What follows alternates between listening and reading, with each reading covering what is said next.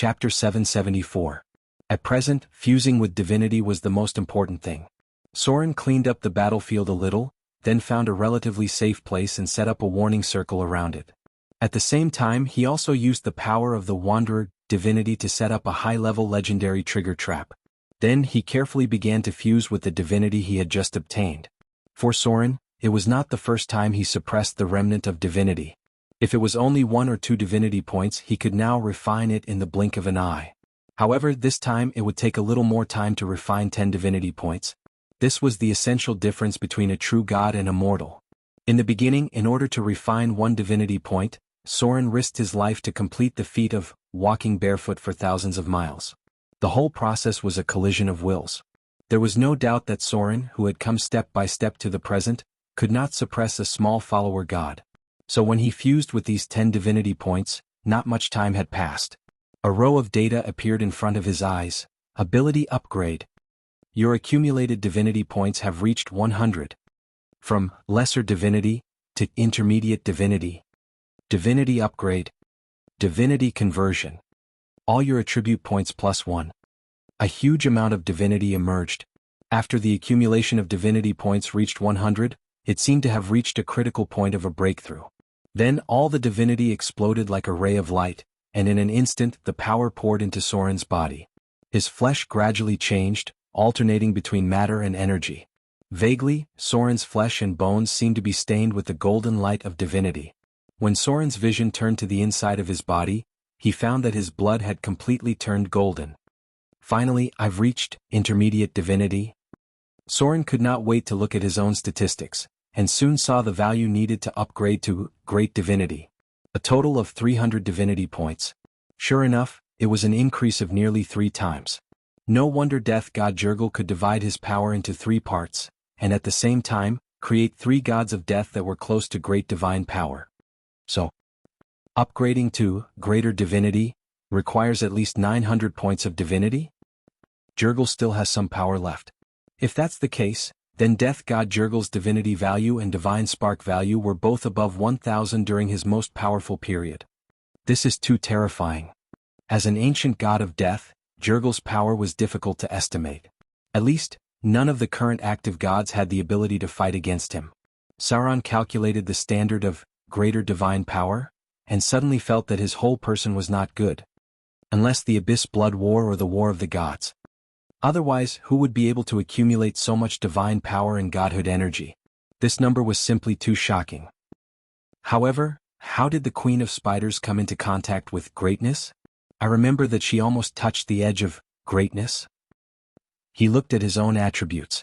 Soren quickly began to distribute the slaughter EXP. There was nothing to think about. His priority was still the wizard level, and it was best to master the ability to cast legendary spells as soon as possible. As the wizard's total profession level increased to 17, Soren also obtained a level 9 spell slot. At the same time, his own attributes also became name, Soren, Saint Form, Lesser Divine Power, race, half-elf, Son of Slaughter. Attributes, Strength 22, +5, Frost Giant Belt +4, Agility 36, +5, Constitution 27, +5, Intelligence 27, +6, Wisdom 20, +5, Charm 25, +9. Alignment, Lawful Evil Profession, Level 8 Thief 0826500, Level 10 Shadow Dancer, Max, Level 10 Wizard 0127500, Level 7 Arcanist 0155500, Grade 6. Health Points, 500,500, Sturdy. Experience Points, 755075, Slaughter EXP, 17,545, Profession EXP, Unassigned. Skill Points, None Attribute Points, None Legend Level, 150 Divinity Points, 100, Middle Divinity. Requires 300 points to upgrade, Greater Divinity. Divinity Points, 41, Lesser Divinity. Requires 100 points to upgrade, Middle Divinity. Divine Power Points, 213820. To upgrade to Intermediate Divine Power, requires 600 Divine Power Points and Mastery of Spatial Manipulation. The current storage limit of the divinity is 820 points. Clergy, half-elf, rogue, tracker domain. Slaughter, death, fear, evil, domination, piracy, shadow, flora spiritual energy. Evil spiritual energy, fear spiritual energy status. Normal basic skills. Sneak 415, literacy 325, steal 245, pick lock 245, trap 215, focus 210, negotiate 365, appraise 145, deceive 245, intimidate 375, taunt 245, perform 175, listen 315, dodge 215, parry 185, block 125, heal 155, search 315, detect 325, scroll copy 125, spell identify 155, survival 325, use magic equipment 155, cooking 115, alchemy 185, forge magic weapon 185. Saint form, divine transcendence, spell immunity 1 to 4, epic divine power. Divinity abilities. Death's hand, reality change, form change, divine power shockwave, language proficiency, character proficiency, interplane communication, astral teleportation, plane teleportation. Legendary skills. Expose weakness, perfect dual wielding, omnipotent hands, legendary evasion, legendary battle skills, epic dexterity, epic intelligence, epic constitution. Special abilities. Blessing of the Goddess of Magic, God Slayer, Blessing of the Misfortune Goddess, Blessing of the Sea Goddess, Dragon Blood Baptism LV2, Heart of Slaughter, Slayer, Death Walker, Ascetic, Erudite, Blasphemy. Personal abilities. Nimble left hand, eidetic memory, perseverance, encyclopedic knowledge, spellcasting proficiency, reflex evasion, intuitive evasion, roll evasion, agile movement, evade sight, dark vision, combat spellcasting, mobile spellcasting, spell control, empower spell, maximize spell, crafting magical equipment, spell penetration, minor spell resistance, minor cold resistance, medium fire resistance, minor poison resistance, minor electric resistance, robust, high regeneration. Telepathy 100 feet. Class abilities. Arcane memory, arcane counterspell, arcane runes, shadow dominator, nimble mind, military weapon proficiency, curved sword legendary. Combat skills. Summon shadow, shadow leap, shadow strike, shadow jump, vampiric touch, divinity, sword form, sword form, sword form, sword form, sword form, sword form, sword form, sword form, sword form, sword form, sword form, sword form, sword form, sword form, sword form, sword form, sword form, sword form. Intermediate divinity. The increase in the level of divinity brought an explosive increase of all attributes +1, which also made up for the shortcoming of perception in his attributes. At this time, all of his attributes had been increased to more than 20 points. However, with the increase in strength, the effect of the Frost Giant's belt began to weaken. Soren's strength could not be increased to more than 22 points because the limit of the Frost Giant's belt was 22 points. If there was no other equipment that could increase the limit of strength, then Soren would still have a 4-point strength bottleneck. Even if it increased strength, it would only replace the effect of the Frost Giant's belt. There was no other way because his foundation was not strength, so his innate conditions in this area were not high. He recollected the spell again. Soren quickly returned to the vicinity of the reincarnation pool. The battle here did not seem to have alarmed anyone. During the time when the divinity was being suppressed, no one else came close. Increased the power of the divinity. The power of the divine kingdom from the god of the hunt gave Soren a lot of divine power. He had not accumulated more than 200 divine power for a long time, so after killing the god of the hunt, he decided to master a new divinity ability. Space change. As the most important divinity ability of the gods, the prerequisite for mastering space change was not high. As long as one had lesser divine power, they could master it. However, mastering it required a lot of divine power because it involved the domain of space. Often, as the power of the gods increased, they would need the power of space change to expand the scale of their divine kingdom. With the crazy consumption of divine power, the power of the divine law also gradually emerged in Soren's mind. Many divinity abilities were natural powers, and they could be mastered as long as the conditions for activation were met. Other gods needed to explore by themselves, but it was obviously much easier for Soren. Expand space. The remaining divine power was crazily consumed. After Soren mastered the divinity power of space change, the first thing he expanded was the extra-dimensional space he created. He directly expanded it to more than 1 kilometer in diameter. Then Soren turned his eyes to the reincarnation pool in front of him. After a moment of contemplation, a crack appeared in the air, and then under the effect of divine power, the divinity power of reality change, was activated. The whole reincarnation pool seemed to have formed a waterspout, and the turbulent water rushed into Soren's extra-dimensional space. That's right. He wanted to take away the entire reincarnation pool, at least all the pool water. The reincarnation pool in front of him looked similar to the abyss blood pool. This kind of thing had no effect on mortals at all. They couldn't even touch it because it was something that would erode the soul. But for gods like Soren, the reincarnation pool was a very important resource, and it would be quite useful for his divine kingdom in the future. Gold, silver, jewelry? The city of Mordor was already very rich, and the mining income from the treasure island was even more constant. Soren had no need for the wealth of mortals. What he wanted was closer to the needs of the gods. Therefore, this exploration of the divine kingdom was not for Kindler from the very beginning. He wanted something more valuable.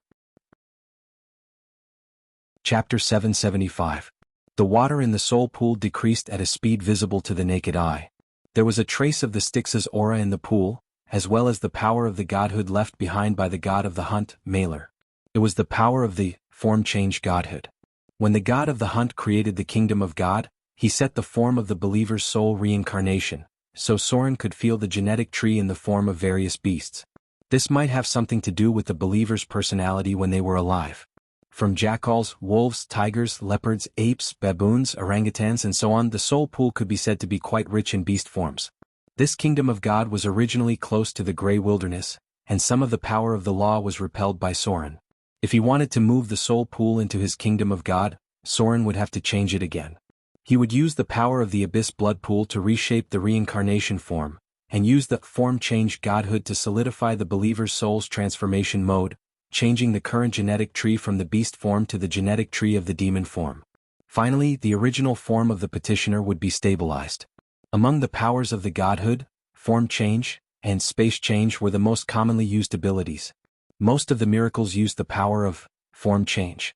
Soren created the phenomenon of a waterspout out of thin air and took the entire soul pool, which was the ability of the godhood to change reality. This kind of ability was actually not used much in battle. Even if Soren transformed into a frost giant, it was still not as strong as his original body. If he wanted to build a kingdom of God in the future, these three godhood powers would be the most commonly used things. Especially when cultivating the first life in the kingdom of God, form change could help the kingdom of God form an ecosystem. The energy fluctuation from the Lady of Silver Moon had stopped. He did not know what good things she had obtained, but judging from the movement she caused, it was possible that she had encountered an enemy of the god level. After Soren took the entire soul pool, his figure once again rose into the air and headed in another direction. There was a strong energy fluctuation from the northwest, and it seemed that someone had encountered a Holy Spirit guardian. Soren did not care too much about it. A Holy Spirit guardian was only 1 or 2 divinity points to him. What he needed now was to find a target that was at least a seraph level. After passing through the mountains, he entered the forest. With his god-level senses, Soren could easily find the coordinates of several altars. He tried to find one of the altars, but the enemy he encountered was a giant werewolf. This kind of Holy Spirit was not in the form of a beast, but it was still in the form of a werewolf after coming to the Holy Kingdom. However, they were unable to transform into human form and remained as werewolves. He was a tough opponent. However, he was still no match for Soren.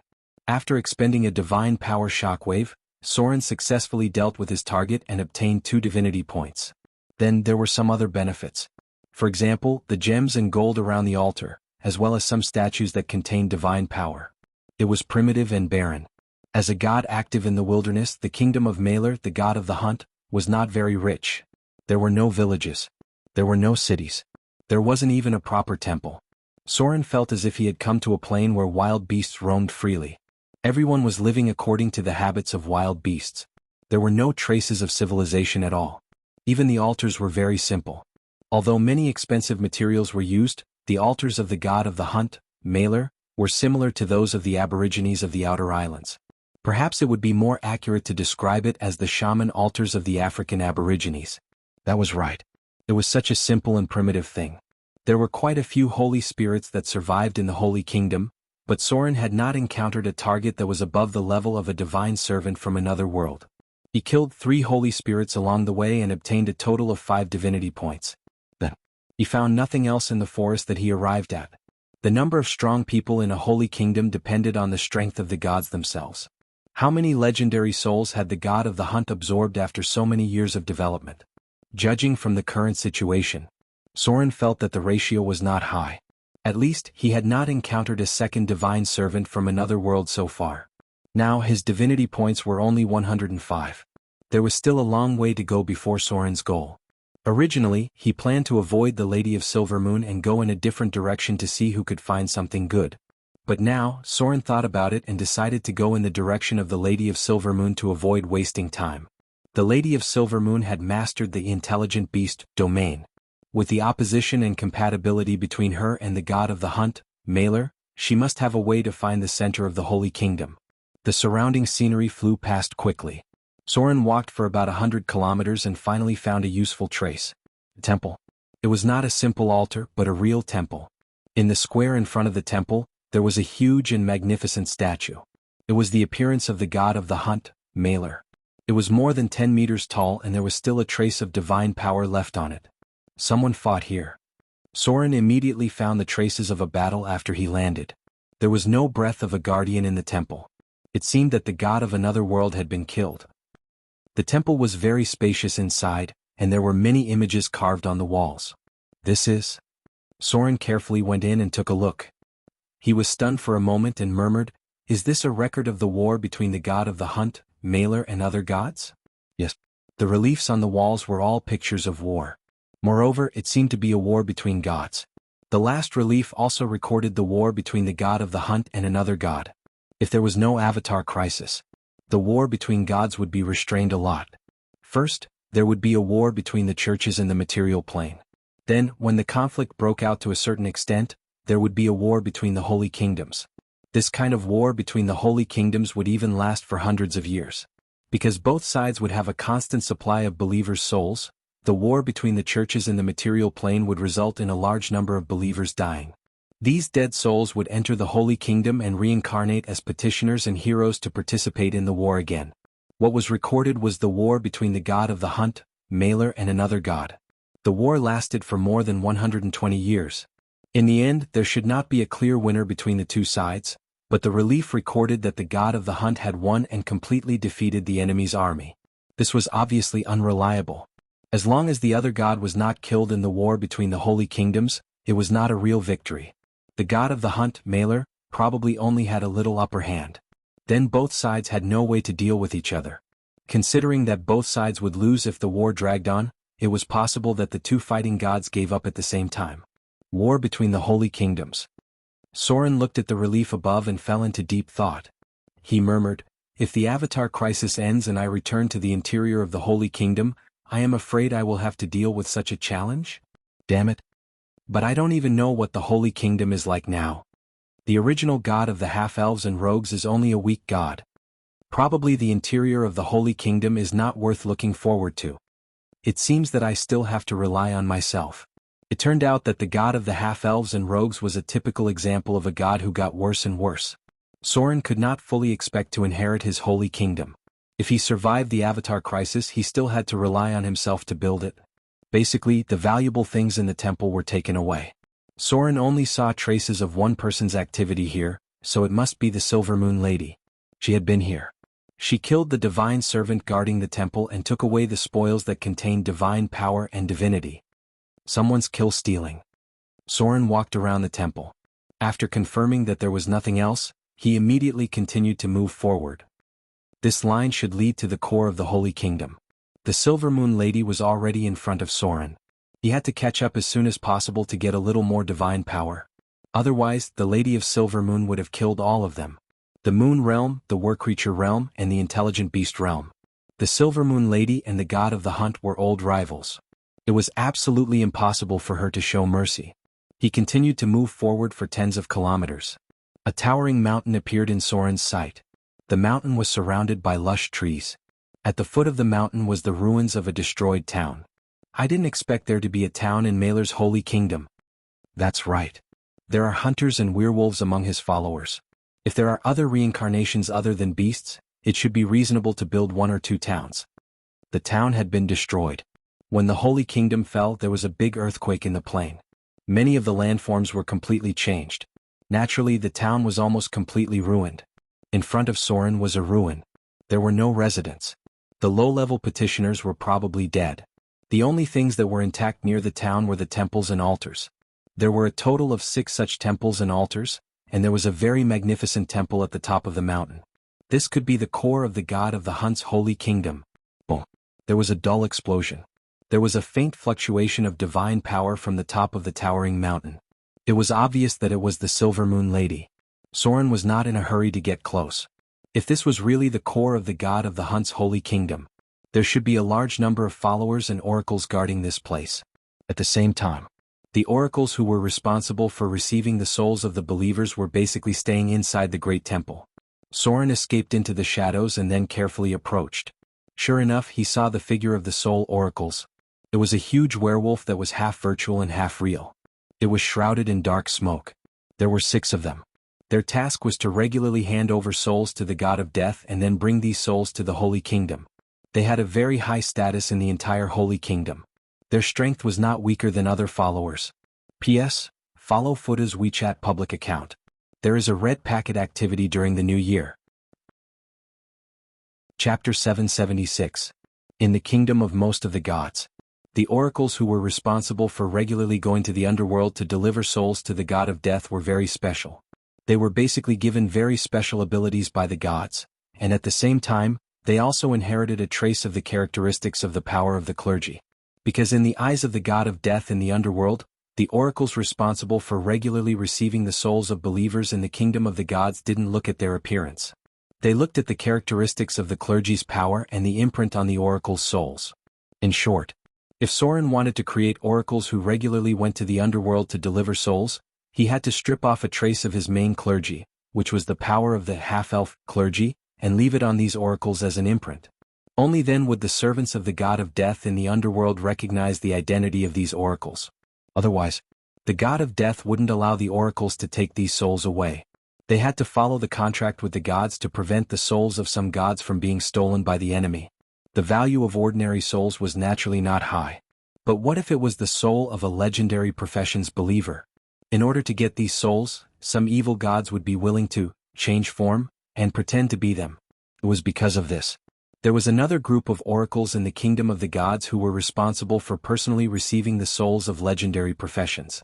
Under normal circumstances, legendary professions who had faith and were considered devout could see the oracles of the gods they served coming to receive them at the moment of their death. If it was a pan-belief, it would be more difficult. For most of the gods, souls without strong faith were not useful even if they were strong when they were alive, unless they used the souls for other purposes like the evil gods. These 6 oracles were all at the level of demigods. At the same time, they had a trace of the power of the hunting clergy, which was quite difficult to deal with. But if they were facing an ancient god like the Lady of Silver Moon, they naturally wouldn't have the upper hand. The Lady of Night's profession level was about 45. The Lady of Silver Moon was her old rival, and her profession level should be about 45 as well. In comparison, Soren's profession level was too far apart. But this was normal because Soren was just a newly risen god, and these 2 goddesses already existed when the material plane was born. No matter who lived for so long, their profession level should be above 40. Boom. The magnificent temple shook again. Soren originally thought that the Lady of Silver Moon should have the upper hand, but what he didn't expect was that both sides were evenly matched. The oldest master god had actually fought to a draw with 6 lesser divine power oracles. This was simply too bizarre. Soren hid in the dark and observed for a while. Soon he noticed something strange. Incarnation. The Lady of Silver Moon had not come here in her true form, but in a clone that retained about 70 to 80% of her strength. This was the most common method used by the old gods. They were often very careful. Unless it was necessary, they would use their avatars to go there. Speaking of which, Soren had never seen the Lady of Silver Moon in her true form.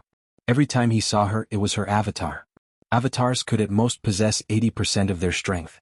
According to the profession level, 80% of a level 45 player's strength was around level 36. No wonder both sides were evenly matched. Because the avatar could not inherit many of the abilities of the divine spark, it could only be counted as a level 36 legendary professional. Other than having more legendary spells, it could not use many domains and clergy. Oracles of the Hunt *6. Soren did a preliminary calculation. These 6 oracles probably had close to 30 points of divinity. The divine kingdom itself would cultivate divinity.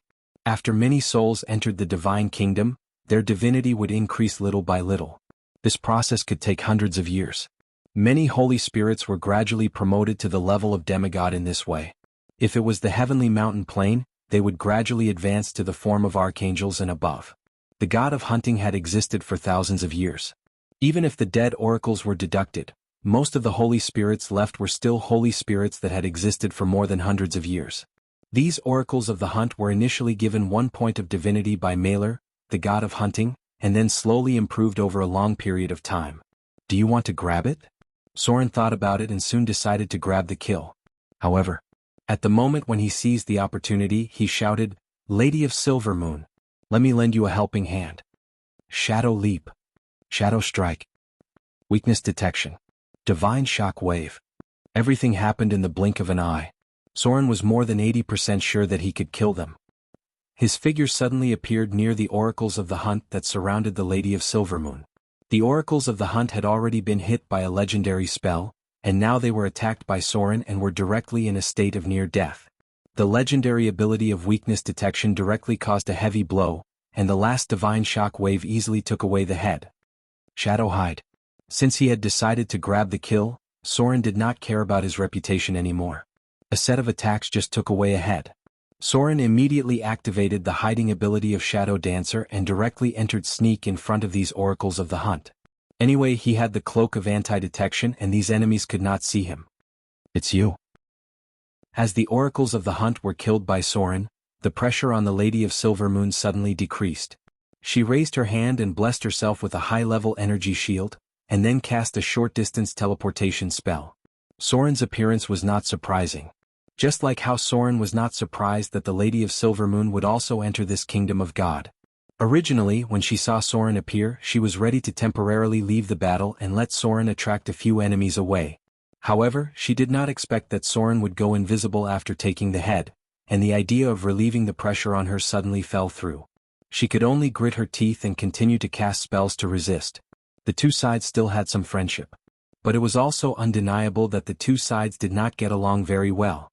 The battle was still going on. However, Soren was not in a hurry.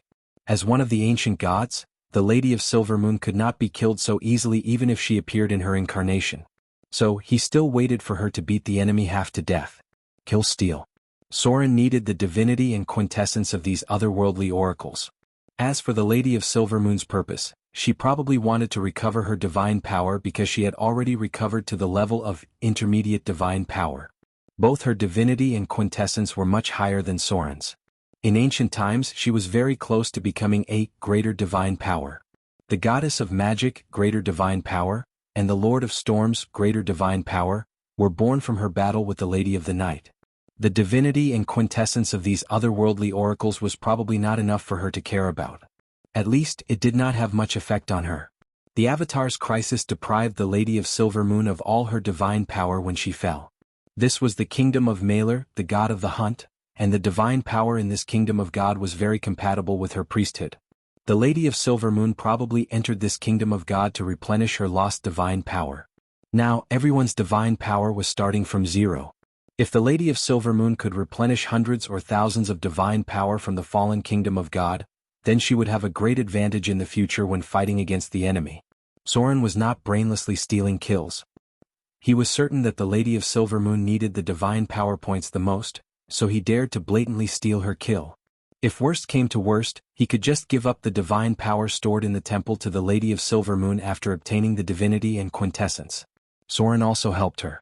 As one of the ancient goddesses, the Lady of Silvermoon could not start a war with him for divinity and quintessence, right? She just appeared as an avatar. Soren's real body was here. If they really fought, the outcome would be 50-50. Sunburst X3. This was the first time Soren saw an ancient avatar attack. It was also one of the few battles he had encountered with people above profession level 35. The Lady of Silvermoon's spellcasting ability was incredible, and she had so many spell slots that it made people's scalp tingle. She was actually able to instant cast a high-level spell like Sunburst, and there were 3 of them at once. In terms of spellcasting ability, The avatar of the Lady of Silver Moon was probably stronger than Arendelle's Princess Royal. However, this goddess was obviously leaning towards spell casting, unlike the Lady of Night, who was also the best in close combat. Of course, it wasn't that the Lady of Silver Moon couldn't fight in close combat. In this age, even wizards knew how to wield their staffs smoothly. Naturally, the Lady of Silver Moon was also quite good at close combat. Her artifact was called the Staff of the Waning Moon. It sounded like a staff or a club, but if you really thought so, you would be wrong and very wrong. The type of artifact was heavy hammer. That's right. These days, the goddesses were more violent than the other. The artifacts they used were either snake-headed whips or hammers, or all kinds of very dirty and violent special weapons. You, a god who used conventional weapons, were too embarrassed to say hello to these goddesses. Another assassin emissary entered a state of near death. Soren appeared unexpectedly. This time he did not take it away but directly used his own quintessence ability. Death's Hand. The quintessence ability that was given by the Death domain, the effect was similar to Command, Death, which could directly kill some targets regardless of the immunity test. In addition, Soren also had the special ability of Blasphemy. The effect was also direct obliteration, but it was only effective on enemies who were near death and had low HP. Speaking of which, Soren now realized that he had mastered a lot of kill-stealing abilities. P.S. Everyone follow Futa's official account. We can chat together during the new year. Chapter 777. I finally succeeded. In the laboratory of the shadow plane of Motor City, Fallen Witch looked at a huge energy furnace in front of her with excitement. This energy furnace was completely composed of silver-white metal and various strange crystals. It was surrounded by a circle of lavender light. The energy transmission crystal was connected to the hub outside, and it covered an area of nearly 1 square kilometer. The energy transmission channel led directly to the second laboratory of Motor City. At this moment, after completing the assembly of the elemental furnace, she seemed to be eager to activate the transmission node. Next, as long as the energy transmission is stable, I can activate the Golem Legion. Fallen Witch muttered to herself, but as she activated one of the energy transmission nodes, the lavender light suddenly brightened. Because a lot of knowledge had been lost, she could only guide herself in the test stage, so she transferred the energy used for the test to the magic light circuit that maintained the operation of Motor City. The next moment, all the crystal lights built in Motor City suddenly lit up, but it only lasted for a few seconds, and then the insides of these crystal lights exploded one by one. This situation extended to the lighthouse in Port Motor. Fallen Witch's expression froze for a moment, then she murmured, "The energy is overclocked?" The energy output of the elemental furnace actually exceeded the capacity limit of the magic light? She just guided a trace of energy transmission, but it blew up all the magic lights in the city of Mordor before she could do it. This was not a big loss. However, this test also told her that even if she successfully completed the assembly of the elemental furnace, she could not apply it to all aspects of Motor City for the time being. At present, the energy here could only be used to supply the Golem Legion. If they wanted to use it for people's livelihood, water conservancy, and daily life like the Arcane Empire, they must also make node crystals that could regulate the energy transmission. It was the lavender crystal node circuit in the underground ruins. This thing could control the transmission frequency of magic energy and reduce it to the level of civilian use. The energy provided by the elemental furnace could be simply understood as super high voltage. The level of civilian use had to be greatly reduced, which required a very large energy conversion node. At least, it had to be reduced to a level that the magic lamp could withstand. The research of this thing did not take too much time because there were similar crystal nodes brought back from the underground ruins. Now they just needed to understand and modify it. The light of a teleportation spell appeared. Gloria's figure soon appeared inside the laboratory. The magic circuit of the entire city of Mordor was set up by her, so she could directly sense the huge energy that just came out. She also knew that all the magic lamps in Mordor City were now broken, and it would take several days to repair and replace them. All of the lamp wick crystals exploded. "Mother?" Gloria looked at the elemental furnace in front of her and asked with uncertainty, "You've succeeded?" The Fallen Witch looked back and hesitated. "You can say that. However, there are still some things that have not been completed. Currently, the energy produced by the elemental furnace can only be used to charge the magic golems. For other purposes, I'm afraid that I'll need the node crystal to adjust the energy transmission frequency." Gloria nodded when she heard that.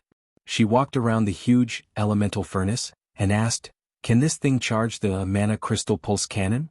Fallen Witch's expression froze and she said with uncertainty, in theory it should be possible. But in practice the application needs to be tested. Gloria nodded again as if she was thinking about something important. Then she said, can the energy transmission be supplied to the magic golem factory? We have completed the construction of the magic golem factory. In terms of materials we can also make clay golems on a large scale. The magic golem factory. This was originally in the Shadow Plane, but it was later moved out by them. Soren found a lot of parts in the underground ruins, and the two witches had completed the structure of the magic golem factory. However, because of the material, the magic golem factory could only make clay golems. Even golems could not be mass-produced. Magic golem factory? Fallen Witch was lost in thought. She tested it in front of a huge lavender crystal for a few minutes, and then she said, there should be no problem. With a little adjustment, the energy needed by the magic golem factory can be stably supplied. This energy expenditure is nothing for the elemental furnace, but there are not many practical uses for clay golems. Do we really want to mass-produce them? I'm afraid the cost is not as good as making a diamond golem. Gloria nodded and said affirmatively, diamond golems can be put aside for now. Mordor City currently needs a lot of high-end labor. Although the overall ability of clay golems is poor, it can greatly shorten the construction time of Mordor City. Now we are racing against time. Hearing this, the Fallen Witch immediately said, all right. I'm going to adjust the energy nodes now, and I can probably supply the operation of the magic golem factory tomorrow. Gloria also immediately said, that's good. I'm going to allocate resources now, and tomorrow we will start producing clay golems on a large scale. According to the current operating power of the magic golem factory, we can make about 10 clay golems a day. In a month at most, Mordor City will have enough labor. It was not an exaggeration to say that the plan made by Soren was moving mountains and filling the sea in the later stages. It was completely transforming the landscape of the entire island. In this case, the labor needed was not something that ordinary people could provide. Unless there was a mechanical legion on the scale of his previous life, it could only be replaced by spells and magic golems. In the future, the landscape and environment of Mordor Island would definitely change dramatically, since the energy problem has been solved. Gloria glanced around and said slowly, then I'll start to adjust the core structure of other golems and try to change their settings as soon as possible so that these golems can function normally. The golems brought back from the underground ruins had some small problems, and the two witches needed to personally adjust them. Combat golems were not the mainstream demand at present. The combat power of Mordor City itself was not weak. Now the greatest demand was for golems as labor. The current layout of Mordor City's rivers, reservoirs, and ditches were completely dependent on golems to be able to progress so fast. The two legendary witches checked around the elemental furnace, again. After a while, Fallen Witch turned to look at the arcane tower not far away and said slowly, when Soren comes back we can take down this tower. With the supply of elemental furnace, we can activate at least 6 diamond golems. It's enough to break its last line of defense. The last line of defense. Without a doubt, the final line of defense for this arcane tower would be the tower spirits responsible for guarding it. Facing the hardened steel tower spirits head-on would be quite dangerous, but with the diamond magic statues serving as cannon fodder, the chances of taking down the tower spirits without any casualties would be far, far higher. If Soren really intended to attack, he could have taken it down very early. But whether it was Gloria, Fallen Witch, or Vivian, any one of them being injured or killed was not what he wanted to see. The Shadow Plains Wizard Tower could not run away. Even if it was a little late to break it, it was much better than paying such a price. At the same time, just as Fallen Witch finished reassembling the elemental furnace, Soren's battle was almost over. Out of the 6 oracles he got 5 heads, and the last one was directly taken away by the Lady of Silvermoon with order, death. 5 heads brought 25 divinity points to Soren, which made Soren's divinity points reach a very amazing 130. Unfortunately, he only got 5 divinity points, not more not less. 1 oracles only gave him 1 divinity point. Divinity was not rare and anyone related to the gods might have 1 or 2 divinity points, but divinity points were much rarer. Currently, Soren's divinity points were 46, and the difference between divinity points and divinity points was almost 3 times. What Soren needed the most now was not divinity points, but to find a way to increase his divinity points to 100. And without a doubt, the one with the most divinity points was the true god's body. The battle ended.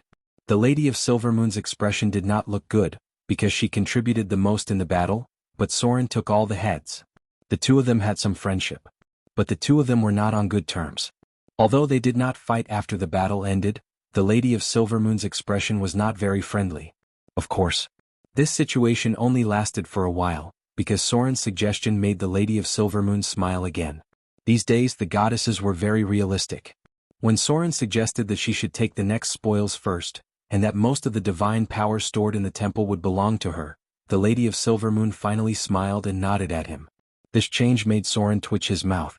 The gods in this world looked high and mighty, but when it came to their own interests, there was not much difference between them and mortals.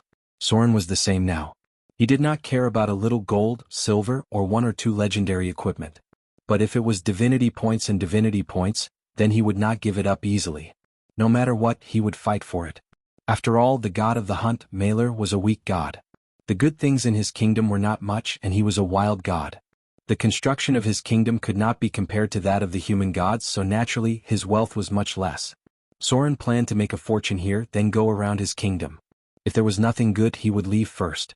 Because the second wave of the demon army would come in 3 days at most. P.S. There will be a red envelope lottery on the 8th day of the first lunar month. Follow the Buddha's public WeChat account to participate.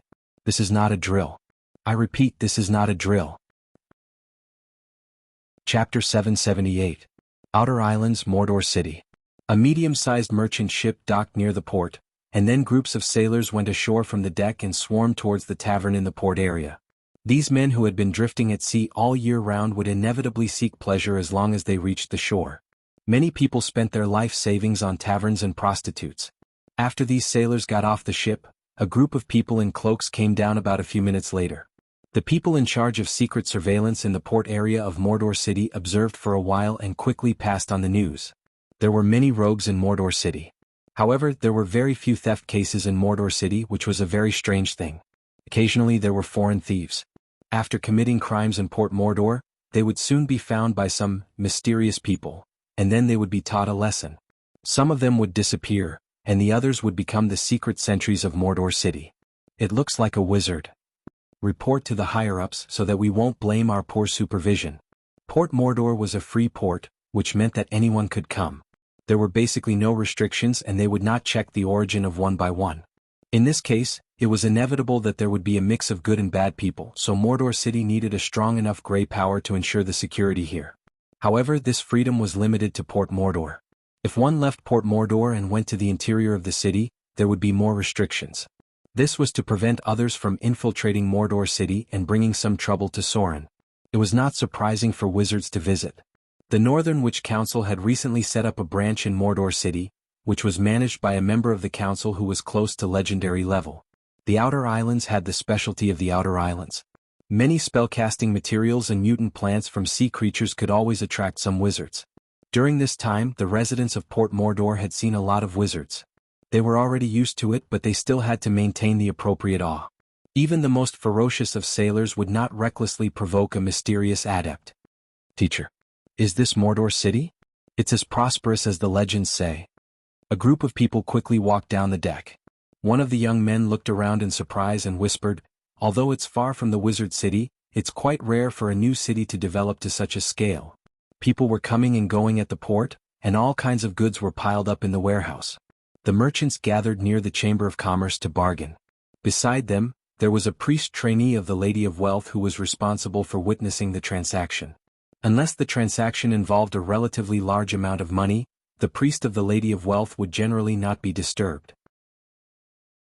Mordor City had to have a trade of more than 10,000 kindler before they would ask a priest to come out as a witness. The sea temple was also very lively. In front of the shrine was a huge pool filled with various copper dirhams and silver dirhams. Occasionally one could see a kindler. These were thrown in by the believers who came to pray and fulfill their vows. Under the sunlight, the whole pool shone with a golden light, but even the boldest thief did not dare to steal a single copper dirham from it. This was an offering to the shrine and the gods. Say no more. We are here to check the situation of Mordor City. I heard that golems have been used on a large scale here. The Wizard Alliance suspects that Mordor City has mastered some technology from the Arcane Empire. Our mission is to make sure of this. If they really have such knowledge in their hands, maybe the Wizard Alliance will consider some cooperation with Mordor City. The Wizard Alliance was high and mighty. They were more powerful than the Northern Witch Council and had inherited the core alchemy knowledge of Arcane Puppet and Arcane Guard. This was an organization similar to the City of Knowledge. It rarely got involved in the affairs of the Church of Gods and did not care about the rise and fall of many kingdoms. What they were most interested in was studying the things of the Arcane Empire and then doing everything they could to explore the boundless sea of the astral world. Astral world exploration. For thousands of years, most of the legendary wizards of the Wizard Alliance had put their energy into this. The wealth of the Wizard Alliance was amazing, but there was no way to estimate how much it was. Being as rich as a country was not enough to describe it because they still had the most cutting-edge alchemy technology in the material plane. The Wizard City was the only place in the entire material plane that sold legendary equipment on a regular basis, although the value may be as high as millions of Kindler.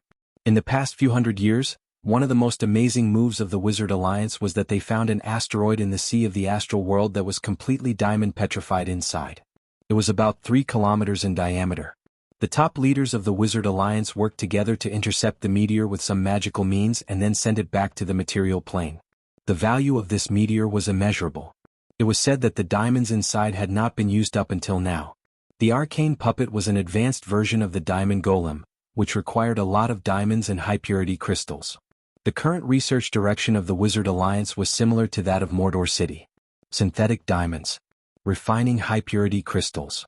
Because this progress was relatively slow, they could only transfer many means of obtaining resources to the astral world. The wizard was always the most expensive profession. A group of people moved along the port of Mordor. They naturally had other means to avoid interrogations, and their fake identities were enough to fool the ordinary guards. Soon they set foot on the road to Mordor City. A 10-meter-wide paved road. The roads of Mordor City were accessible in all directions, and it took a lot of manpower to pave them. Cement roads had been successfully researched, but there was no way to solve the production capacity problem. After all, there was still a difference between an alchemy civilization and a technological civilization. The production problem had been exposed when studying fertilizers. I didn't expect the roads here to be so well built. Another middle-aged man sighed and said slowly, I didn't expect this city built by pirates to be so good in urban planning. The birth of Mordor City was not good. In the eyes of many old forces, Mordor City was always labeled as a city built by pirates. So even if Mordor City was rich, many old nobles and forces thought that Mordor City was a chaotic place. The city construction and planning must be messy, and it was only because of the wealth of overseas trade that it grew. Everything was just a castle in the air. If such a city lost its source of wealth, it would eventually fall. But everything they saw today completely subverted their past understanding.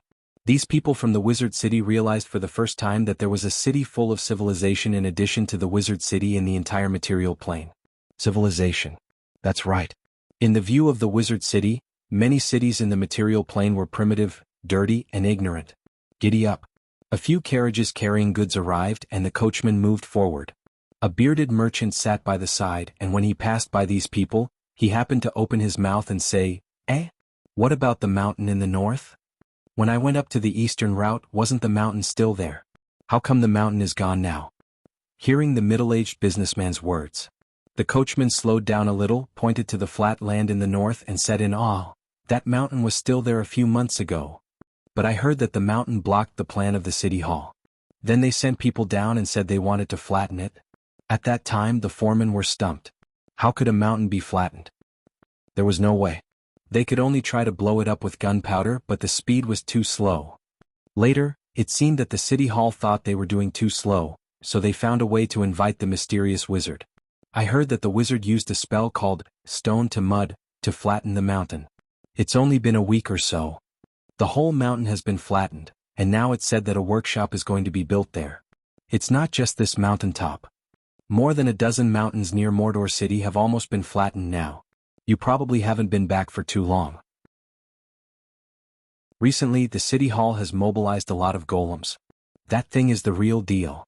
They can easily move things that weigh thousands of pounds. Their strength is so great that it's scary. I heard that this thing is more powerful than the guards. The coachman was talking, and the businessman next to him was also surprised. It took nearly half a year to go back and forth on the eastern route. Returning to Mordor City after half a year, everything he saw gave him amazing changes. The convoy quickly passed this group of people. However, after these businessmen left, a group of people from the Wizard Alliance looked dignified. The leader pondered for a moment and murmured, "Mordor City has such an ability? It seems that we still underestimated them too much. Moving mountains and filling seas. With the level of the material plane civilization back then, it was no laughing matter to achieve this easily." At this moment, one of the rather handsome men suddenly said, "Teacher, when I first came to Mordor City I noticed it but I was not sure. But after listening to them, I'm a little sure of my discovery." This man's status seemed to be not low. Hearing him speak, everyone listened carefully. The man looked around and said slowly, "Have you noticed that the energy fluctuations here are a bit special? It seems to be maintained on a strange frequency. And the flattened mountain they pointed to in front is actually a land vein node nearby." Hearing his words, the leader frowned and pondered. After a long time, he said with a dignified expression, "You mean? Mordor City is setting up a big magic circle?" The handsome man smiled and shook his head. The others were puzzled when they heard this. They didn't seem to understand. "No." At this time, the man said in a serious voice, "The whole Mordor Island is a big magic circle." As soon as he said that, everyone at the scene was horrified. The elder in the lead slowly spat out two words, "Maze." P.S. You can follow Futu's public WeChat account, there will be updates in it. Chapter 779. Labyrinth. There were only two forces in the entire material plane that had the ability to build labyrinths. One was the Northern Witch Council, and the other was the Wizard Alliance. The labyrinth of the Northern Witch Council was inherited from the ruins of Silvermoon City, while the labyrinth of the Wizard Alliance was more complete. This was because under the Wizard City, there was a mysterious anti-magic prison. This was one of the functions of an advanced magic lock. It could affect the magic network to a certain extent and within a certain range. Inside the underground prison of the Wizard City, many low-level wizards could not cast spells at all. It was not surprising that these two spellcaster forces had labyrinths. But how long had Mordor City been established? They had the ability to build a labyrinth. The shock on the faces of the group of people was difficult to suppress. Some people even opened their mouths in surprise and tried to perceive the energy fluctuations nearby. "Teacher." The handsome man who first discovered this said again, "I think we should report this matter to the council first. I'm afraid the strength of Mordor City is stronger than we thought." The leading elder pondered for a moment and nodded, "Okay. I'll send a message back today through magic." For the rise of Mordor City, many old forces had very complicated thoughts. Many forces faintly felt the threat, but there was a true god standing behind Mordor City, and there was the full support of the Northern Witch Council. The Wizard City was more cooperative than suppressing Mordor City. More members of the council advocated to win over Mordor City.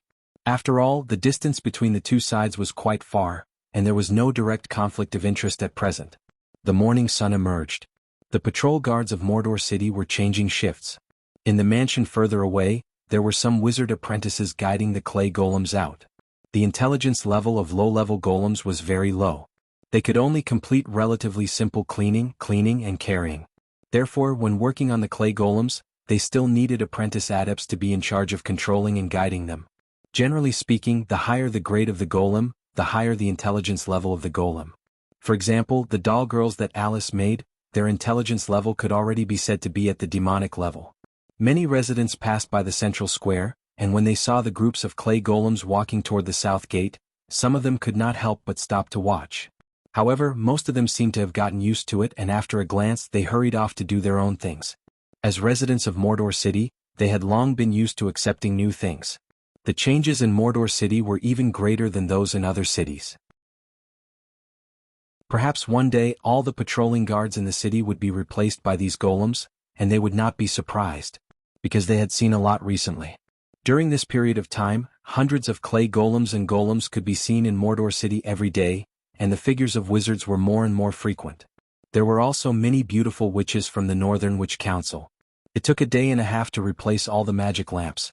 During this time, some strange lavender crystals appeared in Mordor City, and they were all placed in special positions. They were surrounded by things and ordinary people could not approach them at will. These purple crystals would trigger a very strong electric current. A few days ago, a guy secretly approached and touched it. In the end, his whole body was burnt black and he couldn't be more dead. Later, other people realized that this thing must not be touched, and the crystal was also locked inside a huge iron box. It was just that whenever all the crystal lights in Mordor City were lit up, there would be a trace of electric light in this box. Time went on like this. Mordor City would not stop moving forward because of anyone. All the mountains within 10 kilometers of the city had been flattened. The dense forests with mutant man-eating plants were also burned clean by a fire, and then trees were replanted according to the plan. The lair of the Quetzalcoatlus had completely disappeared. The city hall of Mordor City had been building rockery in the past 2 days, which made many people feel incomprehensible. Ordinary people naturally could not peek into the mystery, but people could notice that there were wizards involved in the construction of these rockery. The official members of the Northern Witch Council had recently appeared frequently at the construction site near Mordor City. Another day passed in a blink of an eye. This day was not much different from the past. The sun was still shining during the day, but today the livestock seemed a little uneasy. The cows, horses, and mules were very restless today, as if they had been frightened by something. Ordinary people were still busy step by step, but if people observed carefully, they could find that the army of Mordor City seemed to be mobilized frequently today. There were people coming in and out of the barracks all the time, and the senior officials of the city hall were also in a hurry. In the afternoon, people finally realized that something was wrong because the sky had turned dark red at this time. Look over there? What happened? Why does the sky over there look so gloomy? A melodious bell sounded, and the busy construction site gradually quieted down. Then they saw the officials of the city hall talking to the stewards, and then they hurried the others to stop what they were doing and return to the city immediately. The slaves of Mordor City were also driven back to the city. The heavy gate slowly fell, and a team of heavily armed guards appeared on the city wall. The witches, who were rarely seen, also appeared at this moment. Although others did not understand what had happened, they also knew that the city had entered a state of alert at this moment. The sky in the distance was blood red.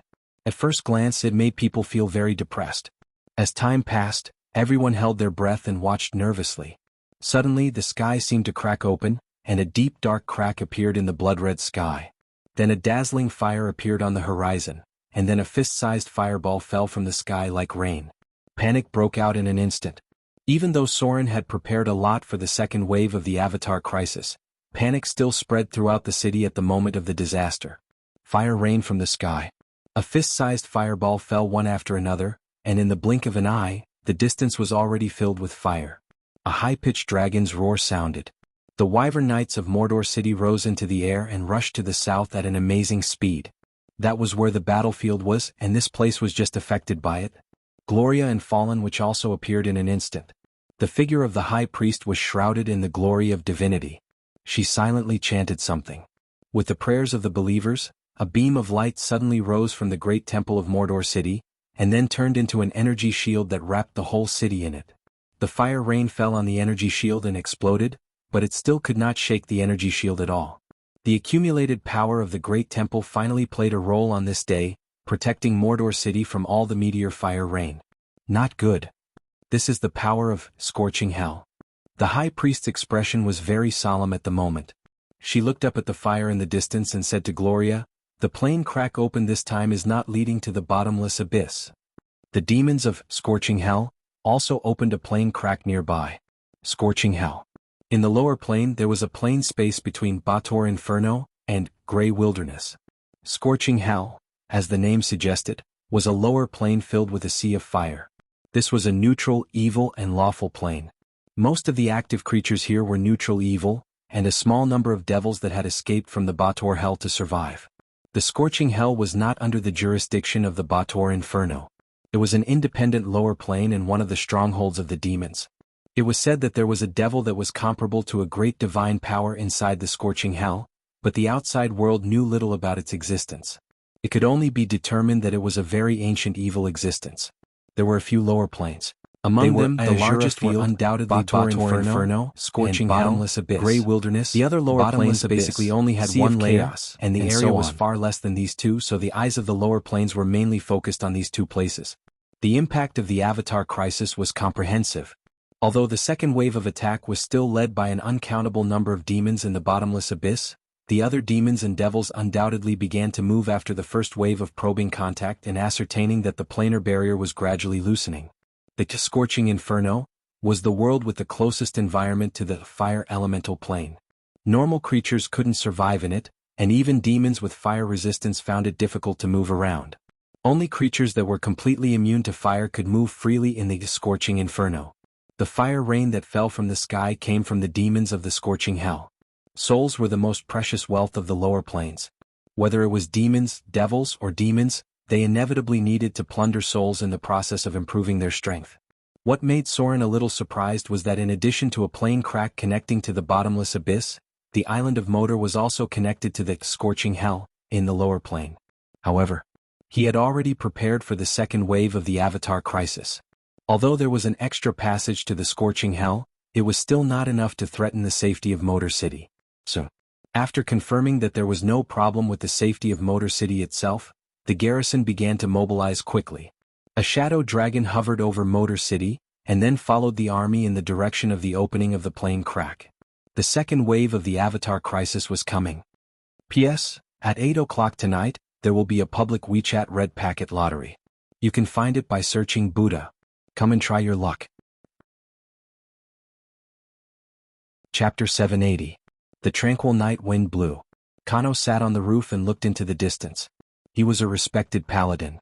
But at the moment his expression was a little confused. His handsome side profile was reflected in the moonlight, and he seemed to have no sense of direction. The night in Lakeside Town was very quiet. Only the barking of dogs could be heard from time to time. The patrol guards would change shifts every once in a while. Since the appearance of the demons, many human towns had been heavily guarded. The moonlight today was a little dim, and there was a faint trace of blood. It looked unsettling. What's wrong? A tall figure appeared beside Kanua.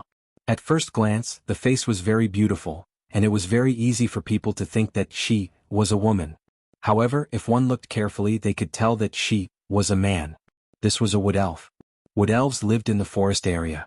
They were a branch of the high elves. Their lifespan was only about 300 years. They inherited the beauty of the high elves. They were all natural marksmen. Nothing. Kano shook his head gently. As a paladin, it was actually very difficult for him to find an adventurer team willing to accept him.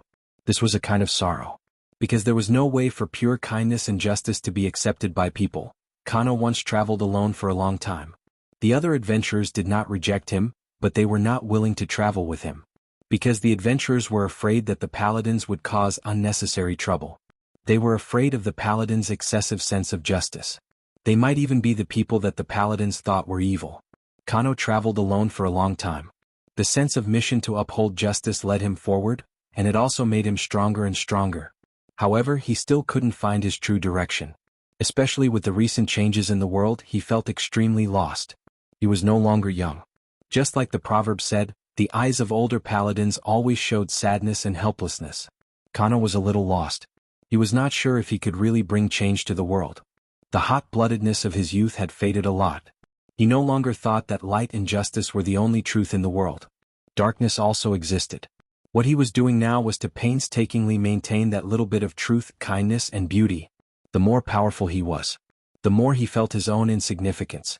Kano did not know how long he could hold on, because he had seen too many dark and evil things in this year. Alas! A faint sigh sounded. The elves' voices were always full of magnetism. They had the grace of nature.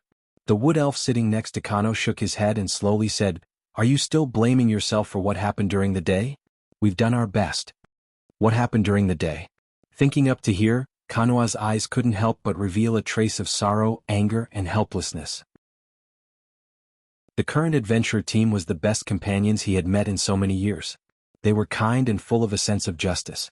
Kano had done a lot of good things with them.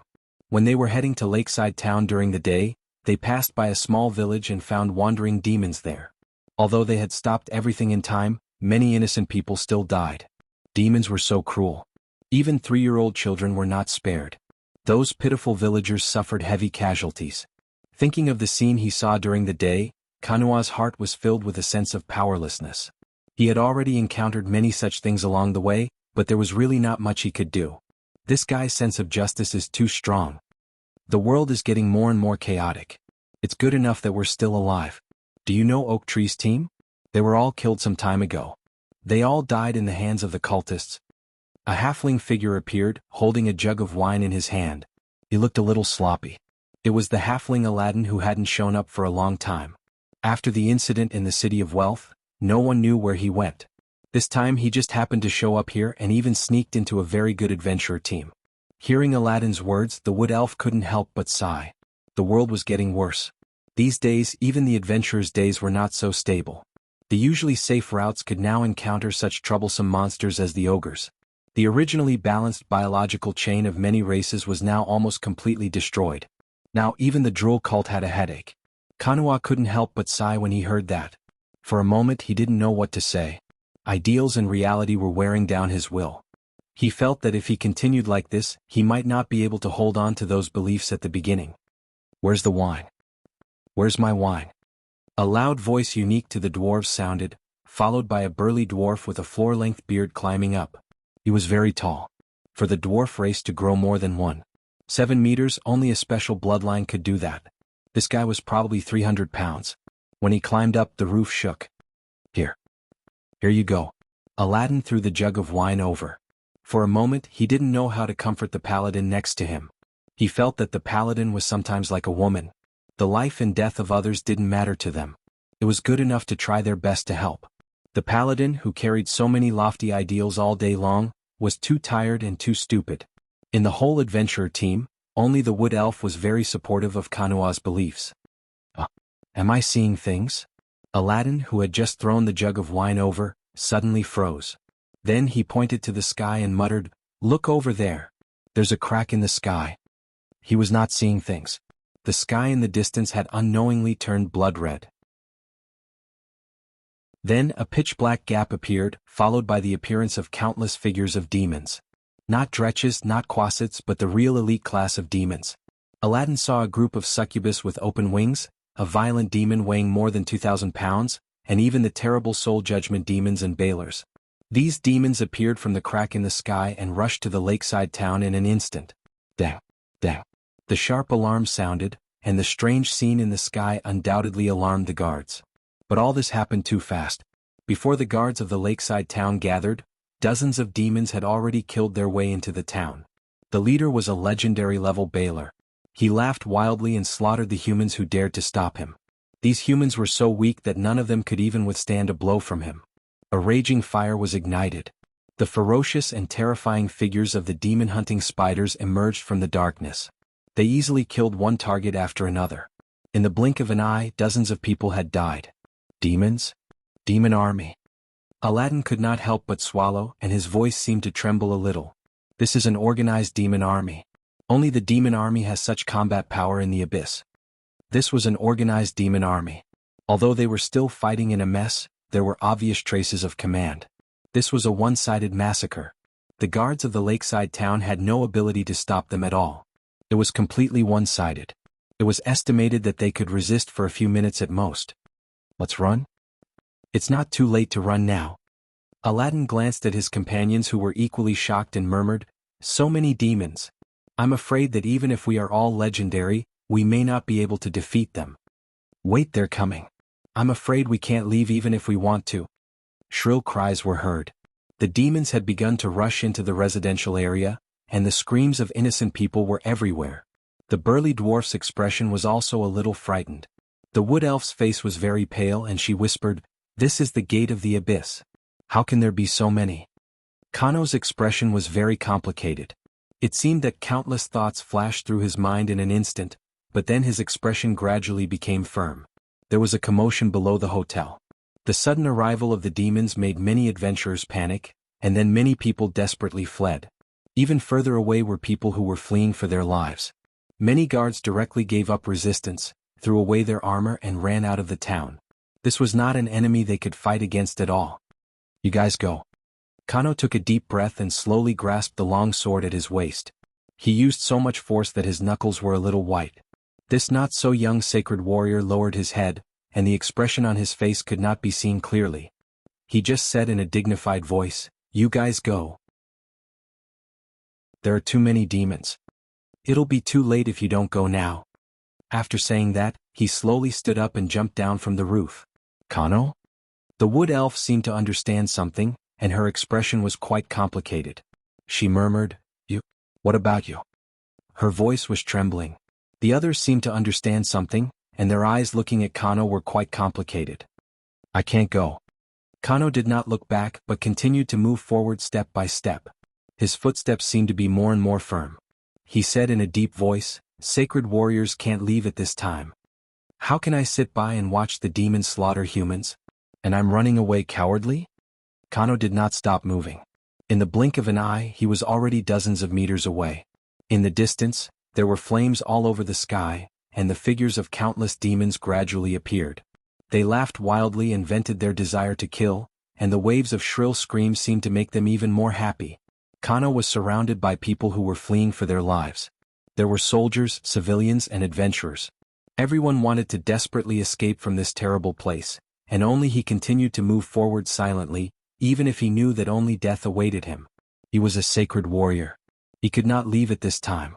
Maybe he was once lost and did not know the direction of the future, but at least he knew what he should do now. Little bits of brilliance appeared. A holy brilliance appeared on Kano's long sword. This was the power of sacrifice. It was also a kind of speechless tragedy. Under the dim blood-red sky, a not-so-young sacred warrior walked towards thousands of demons. At the last moment of his life he was finally not lost.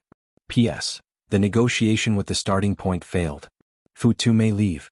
Everyone pay attention to the public account so that it is convenient to continue reading the book. I will finish this book as well as possible. Chapter 781. A holy radiance emerged. This was the power of sacrifice. It was the spirit. It was faith. It was also an ideal. At the last moment of his life, Kano's spirit was sublimated.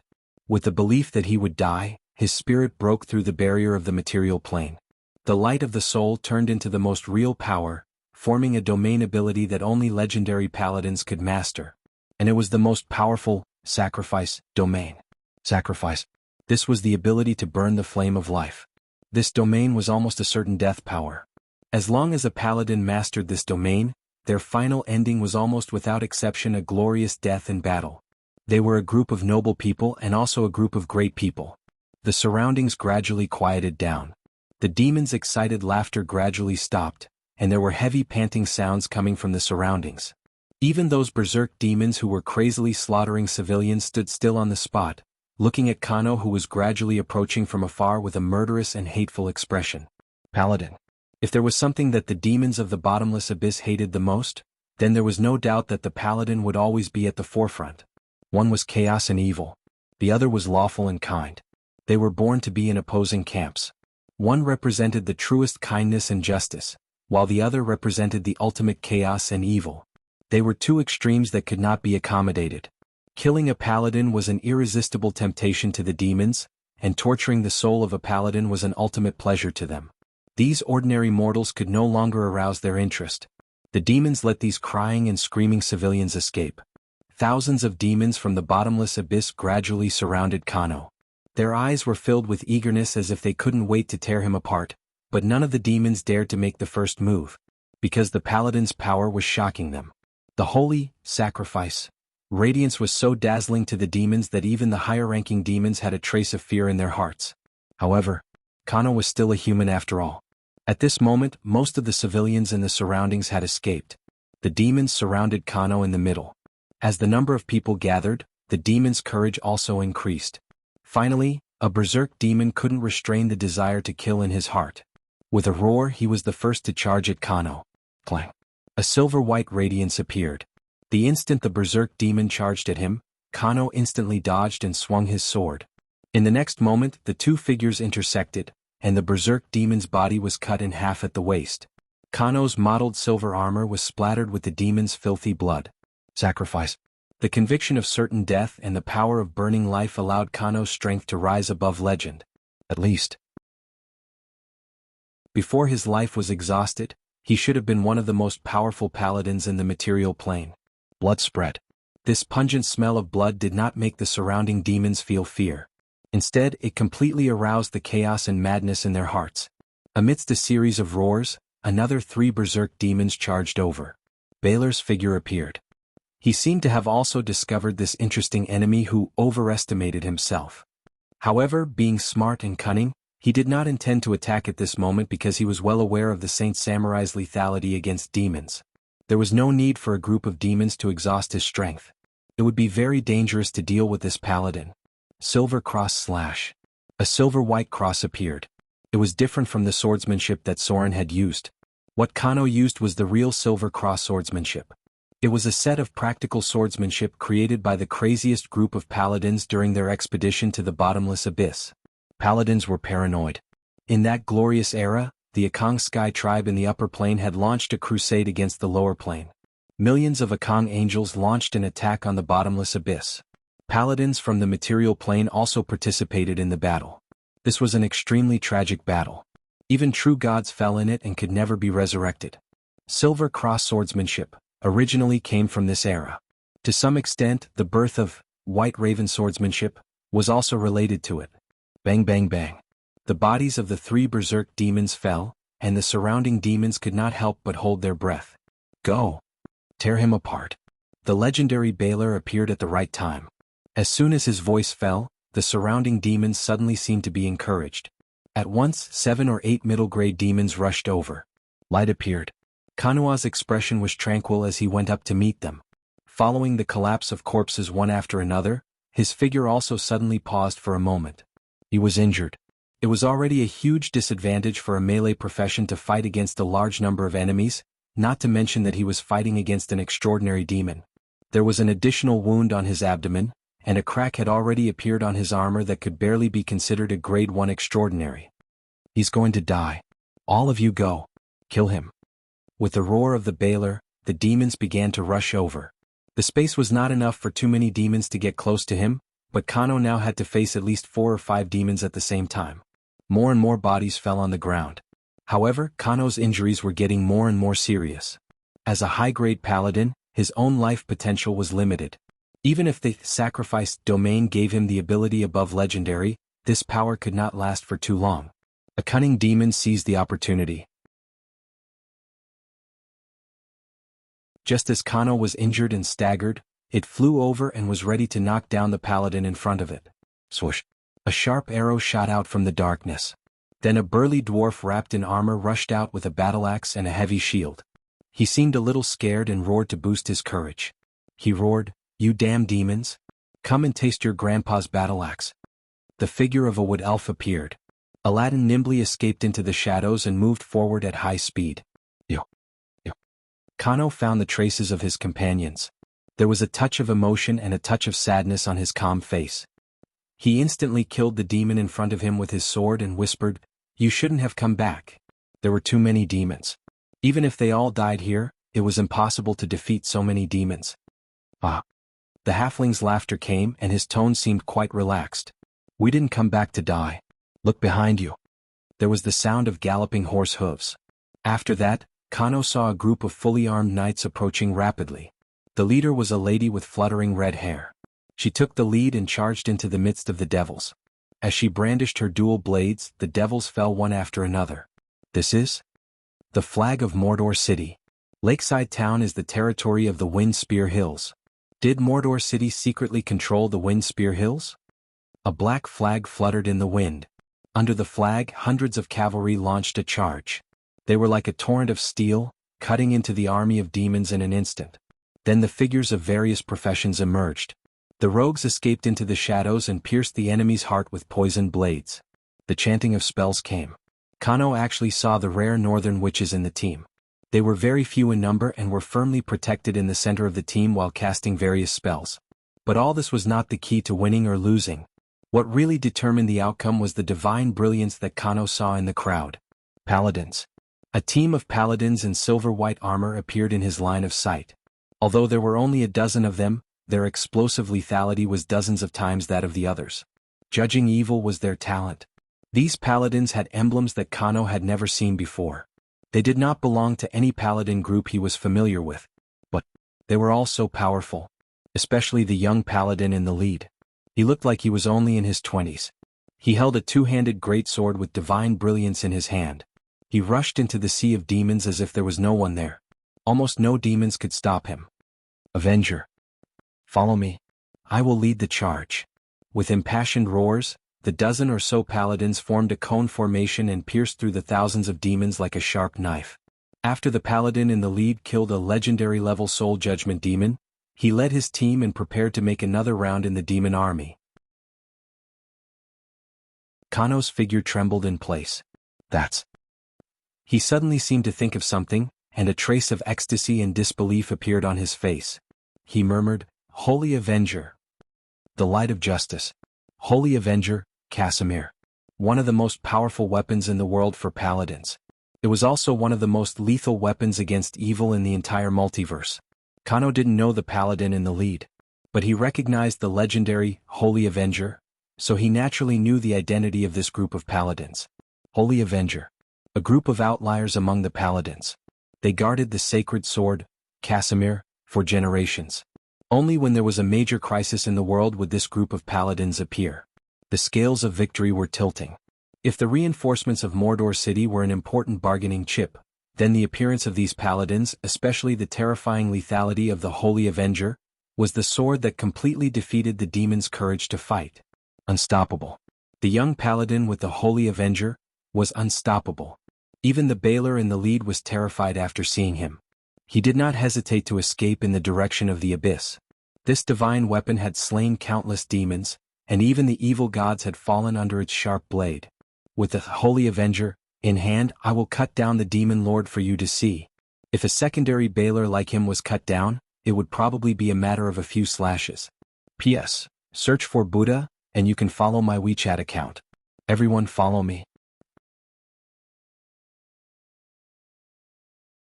Chapter 782. Victory. When the demon army retreated like a tide and rushed frantically to the abyss gate, a burst of cheers of victory finally sounded. The reinforcements from Mordor City began to clean up the battlefield in silence. As the first group of people to come into contact with the demons, such a victory was nothing to them. This was the second abyss portal opened in the Wind Spear Hills. As a vast plain, the Wind Spear Hills had an area close to a province. Such an area in the second wave of the Avatar crisis meant that they might be attacked by more than one wave of demons. In order to deal with the second impact, Soren had prepared a lot. There was no problem with the defense of Mordor City, but the Wind Spear Hills needed more support. He not only sent troops, but also asked for help from the Holy Avengers who owed him a favor. The Northern Witch Council also provided help. Because the Witch Council had a huge magic lock, they should be the easiest to deal with the second wave of attacks. They could kill a group of demons directly in the sky. After all, the Eye of the North was a high-grade legendary who could cast meteorite. If the demon army appeared, a meteorite spell would kill them all. As for other places, there was no way. Everyone could only pray for themselves. The second wave of the Avatar crisis was originally everywhere. Soren remembered that at least 20 cities were destroyed at that time. Although he had interfered, the loss was estimated to be quite tragic. The warriors from Mordor City began to gather. The town had been destroyed and it would take time to rebuild it. The displaced civilians needed to be settled elsewhere. However, the most important thing for them was to go to the next location. The Northern Witch Council was monitoring the energy fluctuations everywhere. The opening of the Abyss Gate was accompanied by a violent vision. If they were well prepared, they could predict the approximate location in advance. After all, the Witch Council had many witches who were proficient in prophecy spells. Their abilities were of great use. Let's go. The Wood Elf came to Kano, who was covered in blood, patted him on the shoulder and sighed. Fortunately, the army of Mordor City supported us quickly, otherwise I'm afraid we would have. Ta-da! Heavy footsteps were heard. The bloody battle had made Kano very tired. The power of sacrifice was his own life. His face at the moment seemed to be a little older. A young saint samurai came before him. Sacrifice. The young paladin let out a sigh, then reached out to Kano and said, "You should know who I am. With your current strength, I'm afraid you won't be able to control the power of sacrifice. You'd better come back with me to see the warden, or your life will soon come to an end." Sacrifice meant death. This was one of the most powerful domains of the paladins, but the price to pay was also the heaviest. Kano activated the sacrifice domain, but he was not a true legendary paladin after all. If this power did not guide him, he would soon die, and everything would end when the light of life was exhausted. It seemed that Saint Samurai didn't need to do much with each other. This was because they had chosen this path because of certain lofty beliefs. They were the outliers among the crowd, even though they represented justice and kindness. Kano slowly stood up and then nodded silently. He didn't want to die. No one would want to die so easily. In the face of tens of thousands of devils, he chose to sacrifice himself for righteousness and chose the path of sacrifice. But it didn't mean that he was willing to die with regrets. Holy Avenger. The most special group of people among the paladins. Kano hoped to understand this group of people, and he hoped to find a way forward from them in the future. Adele Isabella's figure appeared. As the Lady of the Wind Spear Hills, she still needed to settle these displaced civilians. The spoils of war on the devils were handled by the quartermaster. After patrolling the battlefield, she quickly rushed over and said, "It will take some time for the gates of the abyss to close. The Witch Council has detected the third gap. We'd better leave now." Although the gap led to the bottomless abyss. But it was not connected to the same abyss, so the opening time of each gate of the abyss was not the same, which gave them a buffer opportunity. At the same time, in the distant Frost Kingdom, the army of Arendelle was also urgently gathering. Princess Anna sat in the palace and mobilized the army of the entire kingdom. The second wave of the devil's attack affected many places. Some towns had been completely destroyed. Even the Princess Royal couldn't do anything because the area of Arendelle was too large. But fortunately, Arendelle's reaction speed was also extremely fast. The next day after discovering the invasion of the devils, they had already begun to seal off the surrounding areas. Then the Princess Royal took action to kill the legendary devils, and the army quickly advanced and wiped out the devils that had spread to the material plane. Now that the three largest gates of the abyss in Arendelle had been closed and sealed, the ice witches were cleaning up the other fish that had fallen into the net. According to this progress, Arendelle could solve the second wave of devils in a week at most. The north. The atmosphere in the witch tower was also solemn.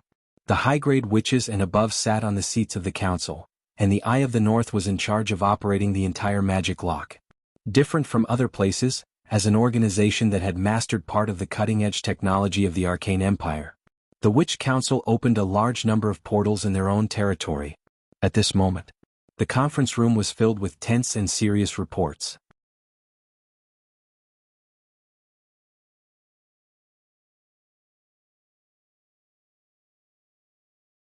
Even in the face of the attack from the lower planes, the material plane still had the power to fight.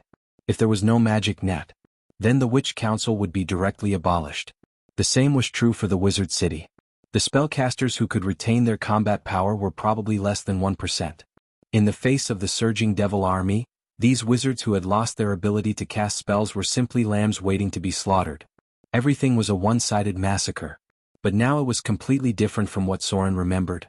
The spellcasters who had combat power gave the invading devils, and demons a fierce counterattack.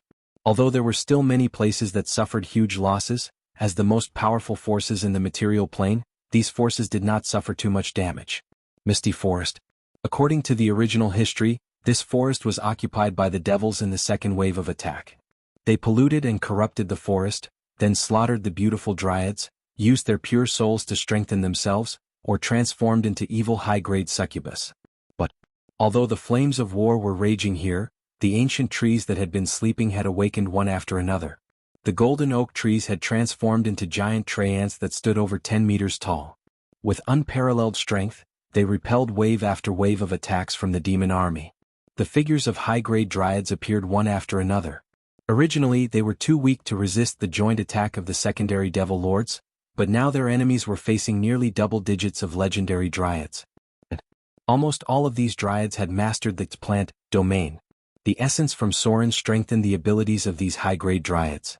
Many of them had advanced to the legendary realm, and many of them had mastered the power of the plant domain. The power of Father Oak purified the misty forest. The sleeping dryads had awakened, and the decaying deadwood guards had been reborn.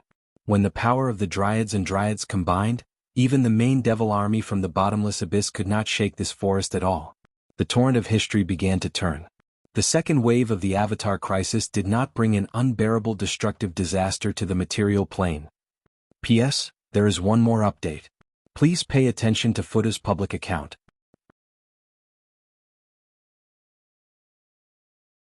Chapter 783.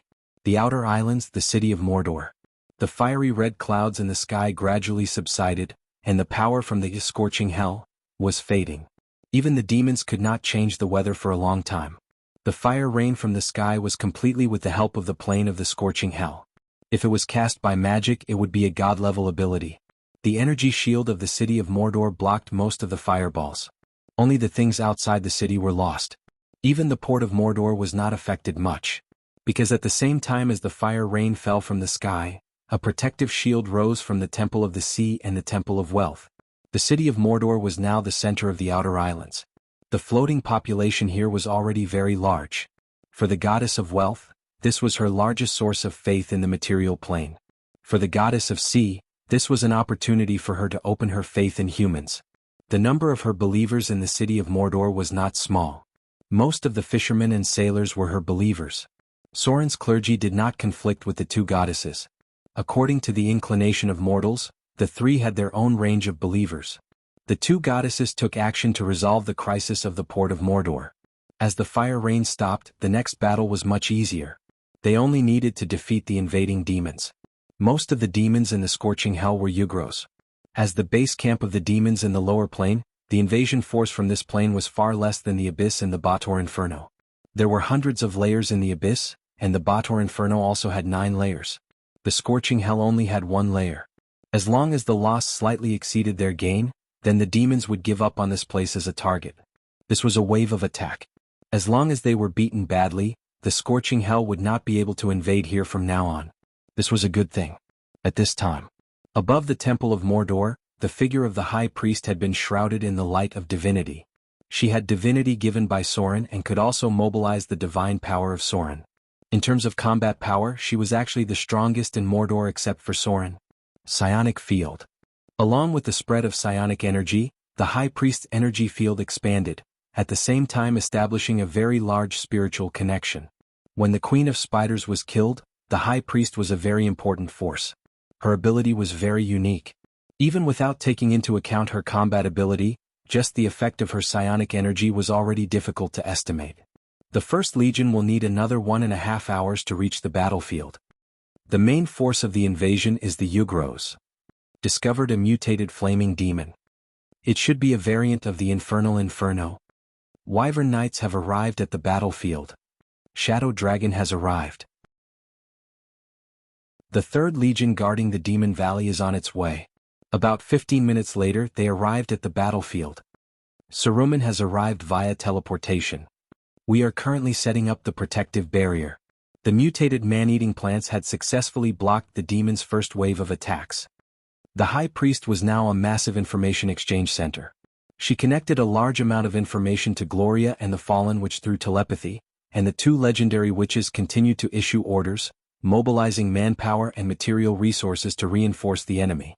At the same time, in a wide plain, groups of demons also appeared in front of them. Facing them head-on was the 3rd Reserve Militia of Mordor City. Fortunately, a small number of soldiers from the 6th Legion were replaced. The former were newly trained newbies, but the latter were veterans who had experienced the Battle of the Pirate King and the crusade against the indigenous people. These veterans were basically warriors with a profession level of 5 or above. It was obviously impossible to stop the invasion of demons by relying on these people, so the support of Mordor City was the most important. The first to arrive was the Wyvern Knights. The Wyverns' flying speed was quite fast, and their departure time was the best. They arrived at the battlefield in the first place. Then there was the Shadow Dragon subdued by the High Priest. The pressure of an adult dragon successfully deterred the demons from the Infernal Inferno, making them a little hesitant. A city that could control dragons was obviously not so easy to deal with. Then Saruman had arrived by teleportation. Since the incident of divinity, Saruman's mastery of plants had become more refined. As he scattered the seeds into the earth, he quickly used special fertilizers as casting props to cast a very strange spell. Then a huge wall of vines formed in front of him. These vines were all activated blood-sucking vines with thorns. They were one of the most dangerous mutated plants in the Outer Islands. Even high-grade professions could be killed by them. The demons hesitated for a moment, but then they launched a crazy attack. At this time, Mordor City could not retreat because the support would arrive soon. If the demons were allowed to go on a rampage, who knew how many innocent people would die in their hands? These demons were here to kill. They came for souls.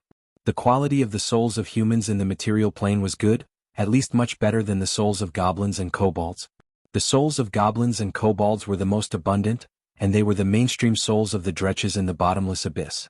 A fierce battle broke out in an instant. In the face of the crazy attacks of the demons, the army of Mordor City stood in front of them without fear because they believed that the reinforcements of the main city would arrive soon. The soldiers of Mordor City fell one after another. The number of demons was also gradually decreasing, but no one retreated from beginning to end. Their sense of belonging and identity to Mordor City was supporting them to continue fighting because this battle was a war to protect their homeland for them. Yes, defend their home. Mordor City was their home. There were their relatives, their friends, and their wealth and status. The situation is critical. Start the backup plan. Otherwise, it will be difficult for them to hold on until the reinforcements arrive. The voice of the high priest sounded in his mind. The outcome of a high-intensity war could not be decided by one or two legendary professions. The two witches could affect the balance of the battle, but they could not decide the outcome of the battle. Gloria's reply was also very fast. She immediately said, "Agreed. Start the backup plan immediately. The manpower of Mordor City is very precious at present. We can't let the soldiers sacrifice too much. Mother. Establish the space waymark. Start the energy of the elemental furnace. High Priest, please lock the location of the space waymark. I'll open a temporary portal." The cold mechanical voice sounded. This was the Thaling test body number 1 made by Gloria. The short-distance teleportation strike plan is activated. The cross-space strike plan is activated. Begin to assemble the Golem army. Understood. The space waymark is established. The lock is complete. The portal is established. Golems assemble. Begin the teleportation. Steel golems assemble. Begin the teleportation. Diamond golems ready. Begin the teleportation. The mechanical voice of the Thaling test body number 1 sounded. Immediately. In a flattened mountainous area near the battlefield, a portal suddenly appeared out of thin air. Then stone golems walked out of it, followed by steel golems, followed by diamond golems with legendary level strength. There were about 300 of these golems. They gathered together in silence, and then in the tremor of the earth, they rushed to the demon army in front of them. The power of Mordor City began to show now. While Soren was constantly accumulating strength, Gloria and Fallen which were also accumulating strength. Soren's move was not only for the planning of the island, but also for the future strategic layout.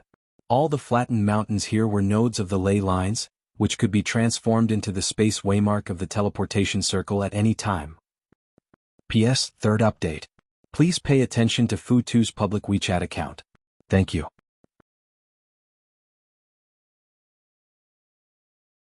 Chapter 784. The city of Mordor had flattened 27 mountains so far. These mountains were all the nodes of the land veins. Outsiders were a little confused about Soren's actions, and they could not understand why these mountains were flattened there. But the higher-ups of Mordor knew that there were more amazing secrets under these flattened mountains. Under these flattened mountains, the Church of Mordor had been secretly preparing something. The most important thing for Soren in the Avatar Crisis was defense. As long as the Avatar Crisis was over, he could return to his kingdom. At that time, there would not be many things in the entire multiverse that could threaten him. All the flattened mountains could be transformed into space beacons. Gloria had cultivated her own team within the Witch Council, and the portal could use the power of the elemental furnace. This was tantamount to temporarily replacing the powerful magic lock owned by the Witch Council.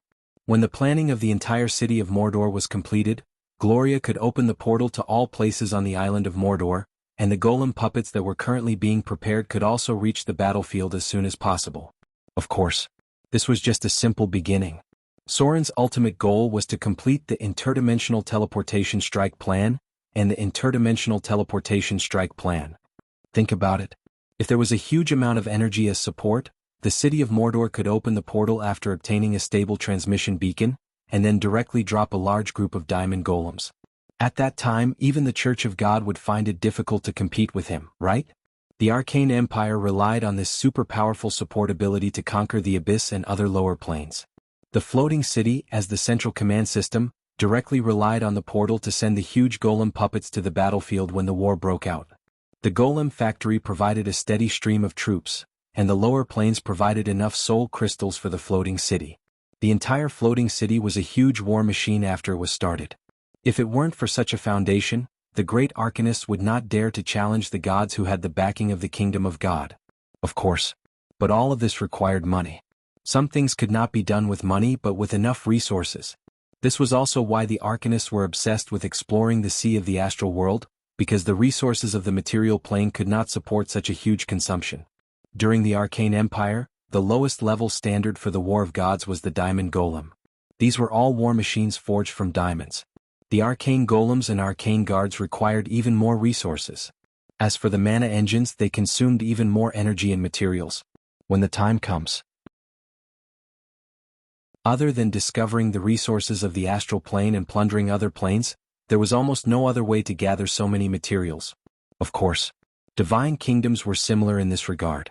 Currently, less than 1/5 of the Queen of Spiders' god kingdom was created by herself. The other spaces and resources were all split and devoured by the abyss, or merged with the god kingdoms of other gods who had been killed. Purely relying on divine power could only be done at the beginning. Otherwise, it would require a huge amount of divine power to fill the hole. A cold mechanical voice sounded.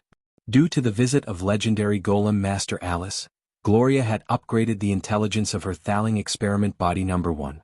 It was now moving toward a true Thaling in all aspects, and its own abilities had also been greatly improved. It was now responsible for the central dispatch of the entire battlefield. The Steel Golem army has arrived. Diamond Golems have arrived at the battlefield. Mana transmission. Activating the ability, defense and attack. Activating the battle command. Destroy all the demons. The Golem army has entered the battle state. A red light appeared. All the golems that had been teleported to the battlefield received the battle command. At the same time, they activated the ability they were given and launched an attack on the demons from the scorching hell in front of them. Defense and attack. This was not a very powerful ability. However, this was a combat specialty that was very easy for the golems to master. Their own attributes were quite amazing. Even after a simple modification, the golems still had more than 25 points of strength, and when combined with a simple specialty ability, their combat power would skyrocket. The golems did not feel pain, and injuries would not affect their fighting. Before they were completely destroyed, these golems could fight until they were scrapped. The only drawback was that it was too expensive. Even a golem cost thousands of Kindler. And this was the cost price. If it was bought from the Witch Council or the Wizard City, then an ordinary golem would cost nearly 5,000 Kindler. Soren's golem army cost more than 3 million Kindler. This was simply throwing money at them. But in the current situation, this was the only way. After all, what the outer islands lacked the most was population. The combat power of the militia had not been trained yet, so it was not worth it to completely consume it here. As long as the population was still there, Soren could continue to generate wealth. Moreover, he had the treasure island as a backing. If this island was fully mined, he would probably be able to get about 30 million Kindler. If the mining technology was not limited by the era, Soren should be very rich now. At present, Mordor City had tens of thousands of Kindler's mineral income every month. A dragon's breath fell from the sky. The pressure of a dragon was also a big burden for the demons. Pure-blooded dragons were always at the top of the pyramid of the multiverse. The pressure from the dragons made the attacks of the demons less fierce. The Wyvern Knights also launched an attack. Although they were few in number, wyverns themselves were dangerous dragon subspecies. There was almost no pressure for them to fight a middle-grade demon alone. Together with the Drow warriors, their combat power was even more amazing. All the Drow warriors selected as knights were high-grade professions. Not only did they have amazing combat power, but most of them were at the level of archers. They had all received the inheritance of the petrified lizard knights in the Underdark. In this respect, they were much stronger than other humans. The situation is stable. The high priest's voice sounded and he slowly said, "It should be able to last until the reinforcements arrive. But you'd better join the battle. There seem to be some enemies among the demons that are not easy to deal with." Gloria's voice quickly sounded, "Understood. I'll teleport over now. I'll be right there." Fallen Witch's voice also sounded. The radiance of teleportation appeared. Accompanied by the light of greater teleportation, Gloria and Fallen Witch appeared in the sky above the battlefield at the same time. Fallen Witch was still dressed as before, but there were 72 golden tarot cards hovering around Gloria's body. Different from the previous battle, the number of dark golden tarot cards in front of Gloria increased to 9. These 9 dark golden tarot cards were the king, queen, champion, knight, minister, stars, and so on. Gloria also inherited some knowledge from the arcane empire. These 72 tarot cards were the combat version of the arcane card. Their function was similar to magic scrolls, but they were stored on the card. As for the dark gold cards, they were at least 8 circle spells, and a few of them could even cast legendary spells. War chess game. Arcane cards. Cards of fate. Cards of many things. These things that looked like toys were actually one of the combat props studied during the period of the Arcane Empire. The powerful arcanists had already jumped out of the limitations of magic scrolls and staffs. As long as they wanted to, they could use other methods to create magic devices with even more amazing effects. Compared to the magic scrolls with low effects, Gloria's 72 tarot cards were even more amazing. She almost didn't need to use her spell slots in low-intensity battles. And these tarot cards only temporarily lost their magic power after use. She only needed to go back and recharge them. All the tarot cards were a whole, which was equivalent to refining 72 reusable magic scrolls into a powerful magic device. If it wasn't for the fact that Gloria was still unable to complete the legendary Cards of Fate, perhaps the power of this set of tarot cards would be comparable to the famous artifacts of the material plane. The mystery of fate was unknown. So far, the 2 witches had not been able to solve the mystery of the Card of Fate. And this Card of Fate was originally from the work of a top prophecy great arcanist during the Arcane Empire. Even the gods could not see through the mystery of it. Meteor burst. Sunburst. The 2 legendary witches cast spells at the same time, directly sending the demons from the scorched hell into the abyss of failure. A series of spells emerged, and the large-scale lethal spells brought a devastating blow to the demons. At this time, there was also a sound of rapid marching footsteps in the distance. The 3rd Legion of Mordor near the Demon Valley had arrived at the battlefield. These were not newly trained militia reserves. They were all veterans who had experienced the battles of the Pirate King and the indigenous people. Although the number of wars had decreased after Sauron unified the overseas, the surviving veterans did not disband. They were still the most powerful army overseas. Even, to some extent, they were also the top human army in the material plane. These veterans who had been honed in the flames of war had experienced no less battles than the demons of the abyss. The demons have begun to retreat. The voice of the high priest sounded, and he said, "There is a legendary Yugoloth demon 1500 meters to the northwest. Let him stay. His soul crystal is very important to our next plan." The lower planes attacked the material plane for souls. But at the same time, their souls after their interplanar invasion were also very important wealth for the spellcasters of the material plane. The lower planes had the most soul crystals in the multiverse, and it was also the easiest place to form soul crystals. They came to plunder to harvest souls. But if they failed and died, the characteristics of the creatures of the lower planes were also very easy to produce soul crystals after death. Golem puppets. One of the most important props in their production was soul crystals. Otherwise, the spellcasters had to reduce their own strength to give them intelligence. The more powerful the golem puppet, the more high-grade soul crystals it needed. Now these high-grade demons who invaded Mordor had all become the prey of the 2 legendary witches. P.S. Please follow Futa's public WeChat account. Thank you.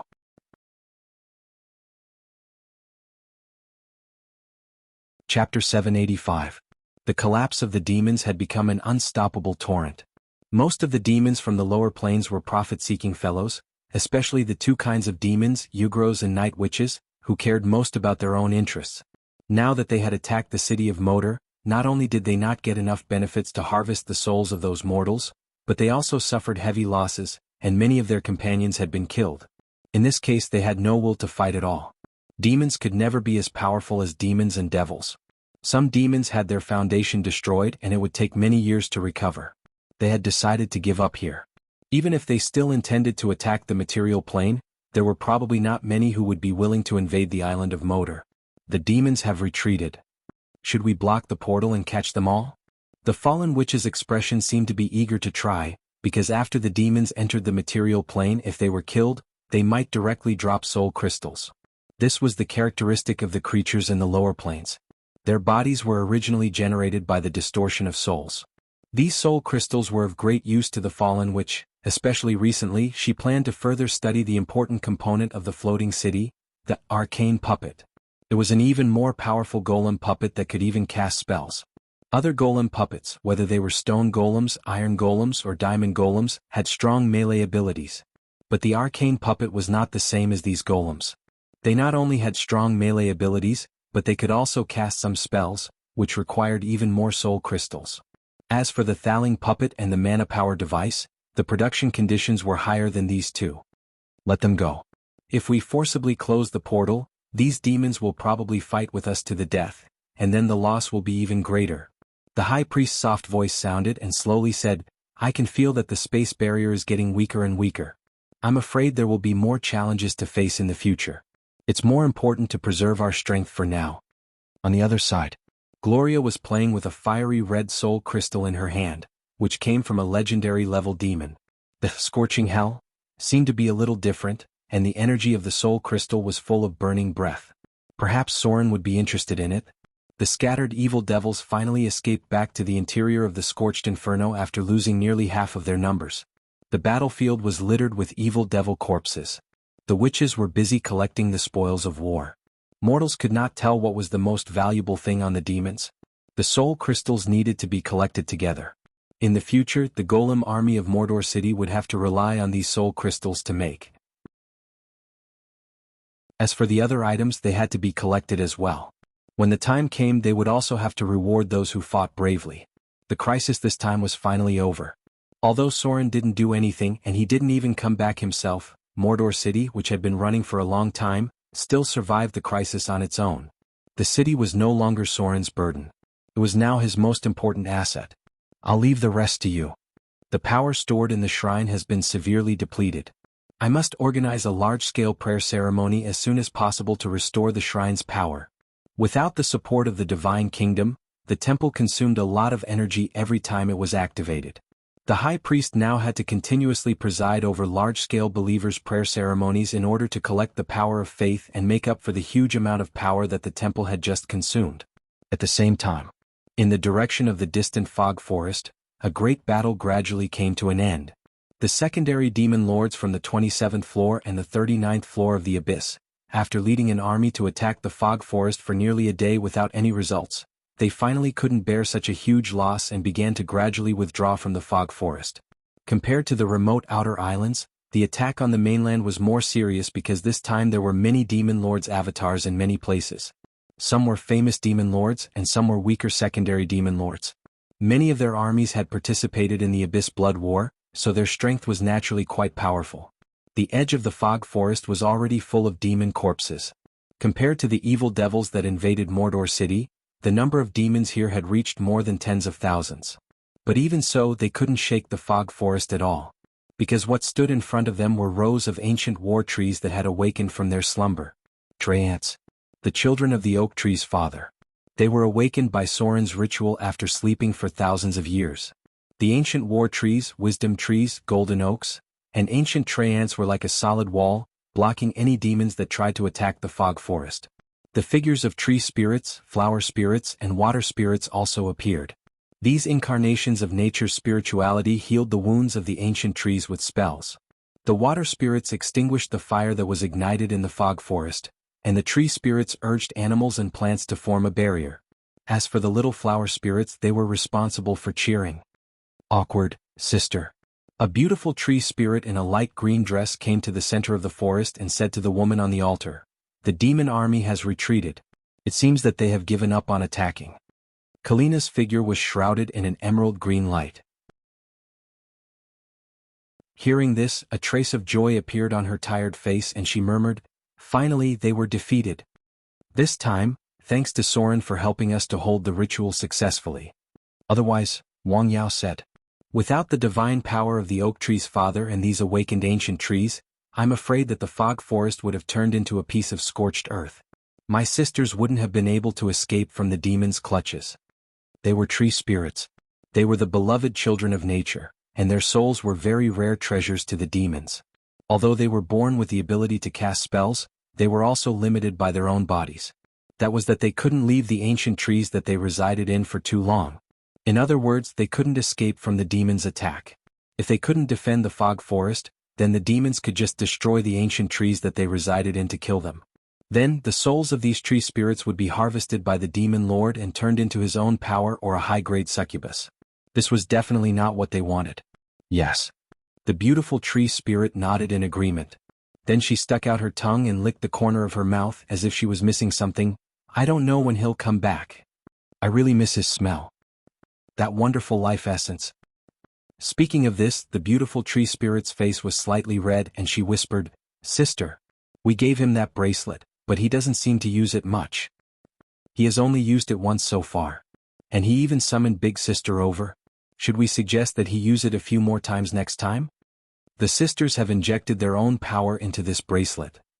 We can get replenishment from the ancient trees that we reside in, so we don't have to worry about using up the energy in it. It doesn't matter if he uses it once a day. Karina's pretty face was also slightly red, and then she whispered, Let's talk to him again next time. For now, let's repair the damage of the forest. The demons have destroyed a lot of trees. We need the help of the tree shepherds to restore the vitality of this forest. The second wave of the Avatar crisis was about to end. Some places had successfully survived this crisis, such as the city of Moder, Arendelle, the Windspear Hills, the Misty Forest, the City of Wizards, and so on. However, some places were still caught in a continuous war. North of Autumnfall. This land across the Agate River was now riddled with holes. Burned villages and camps could be seen everywhere on the plain. The cultivated farmland had been destroyed beyond recognition. The corpses of half-orc warriors and demons were mixed among them. Blood stained the land red, and everything in front of them was so bleak and tragic. An old figure stood on the ground. Eugene was surrounded by countless demon corpses, and there were even many high-grade demons among them. There was even a secondary demon lord from the 127th floor of the abyss that was killed by him. But there was no joy of victory on Eugene's face. There was only sadness on his face. Even this old half-orc, who was fearless even in the face of an ancient dragon, suddenly burst into tears at this moment. He knelt on the dark red land. He let out a roar full of depression and unwillingness. That sound seemed to reach the depths of his soul, and anyone who heard it could not help but feel a trace of sympathy. The half-orcs were done for. It was not easy to pay a painful price to win a piece of land from the hands of the half-elves, and the losses they had suffered were already quite huge. Eugene originally planned to lead the clan to recuperate. As long as they were given 10 years, the power of the half-orcs would grow again. But now everything was over. The second wave of the demons directly dragged the half-orc clan into the abyss of destruction. The two wars had consumed the adult warriors within the clan. Although Eugene led the half-orcs to defeat the demon army with his powerful personal ability, now the adult warriors within the clan were less than one-third of the past. The rest were all old, weak women and children. They even lost the ability to defend this land. Dead. All dead. Although these half-orc warriors were evil executioners in the eyes of the half-elves, in the face of the demon army, they were warriors who fought to protect their homeland. Their simple minds were full of muscles, but this did not affect them from fighting to the last drop of blood to protect their homeland. The wolf cavalry was wiped out. The dark blade and the demon warlock perished together. As the most elite and most powerful seed of the half-orc clan, the half-orc sword saint led his disciples to cover Eugene's surprise attack on the secondary demon lord.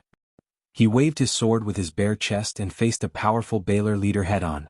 The orc blade master, who originally had unlimited hope, fell. At the moment of his death, he sacrificed his life to kill a high-grade Baylor. Everything was over. The seed of the half-orc's rise was consumed in this tragic battle. Eugene slowly stood up. His face looked older and older. There was no doubt that this was a worthy opponent. He did not lose to Soren, nor did he lose to the demon army. He just lost to fate. Because even if he was Ascendant Eugene, he could not stop the torrent of history of the Avatar crisis. P.S. Follow Futu's public account on WeChat to give more support.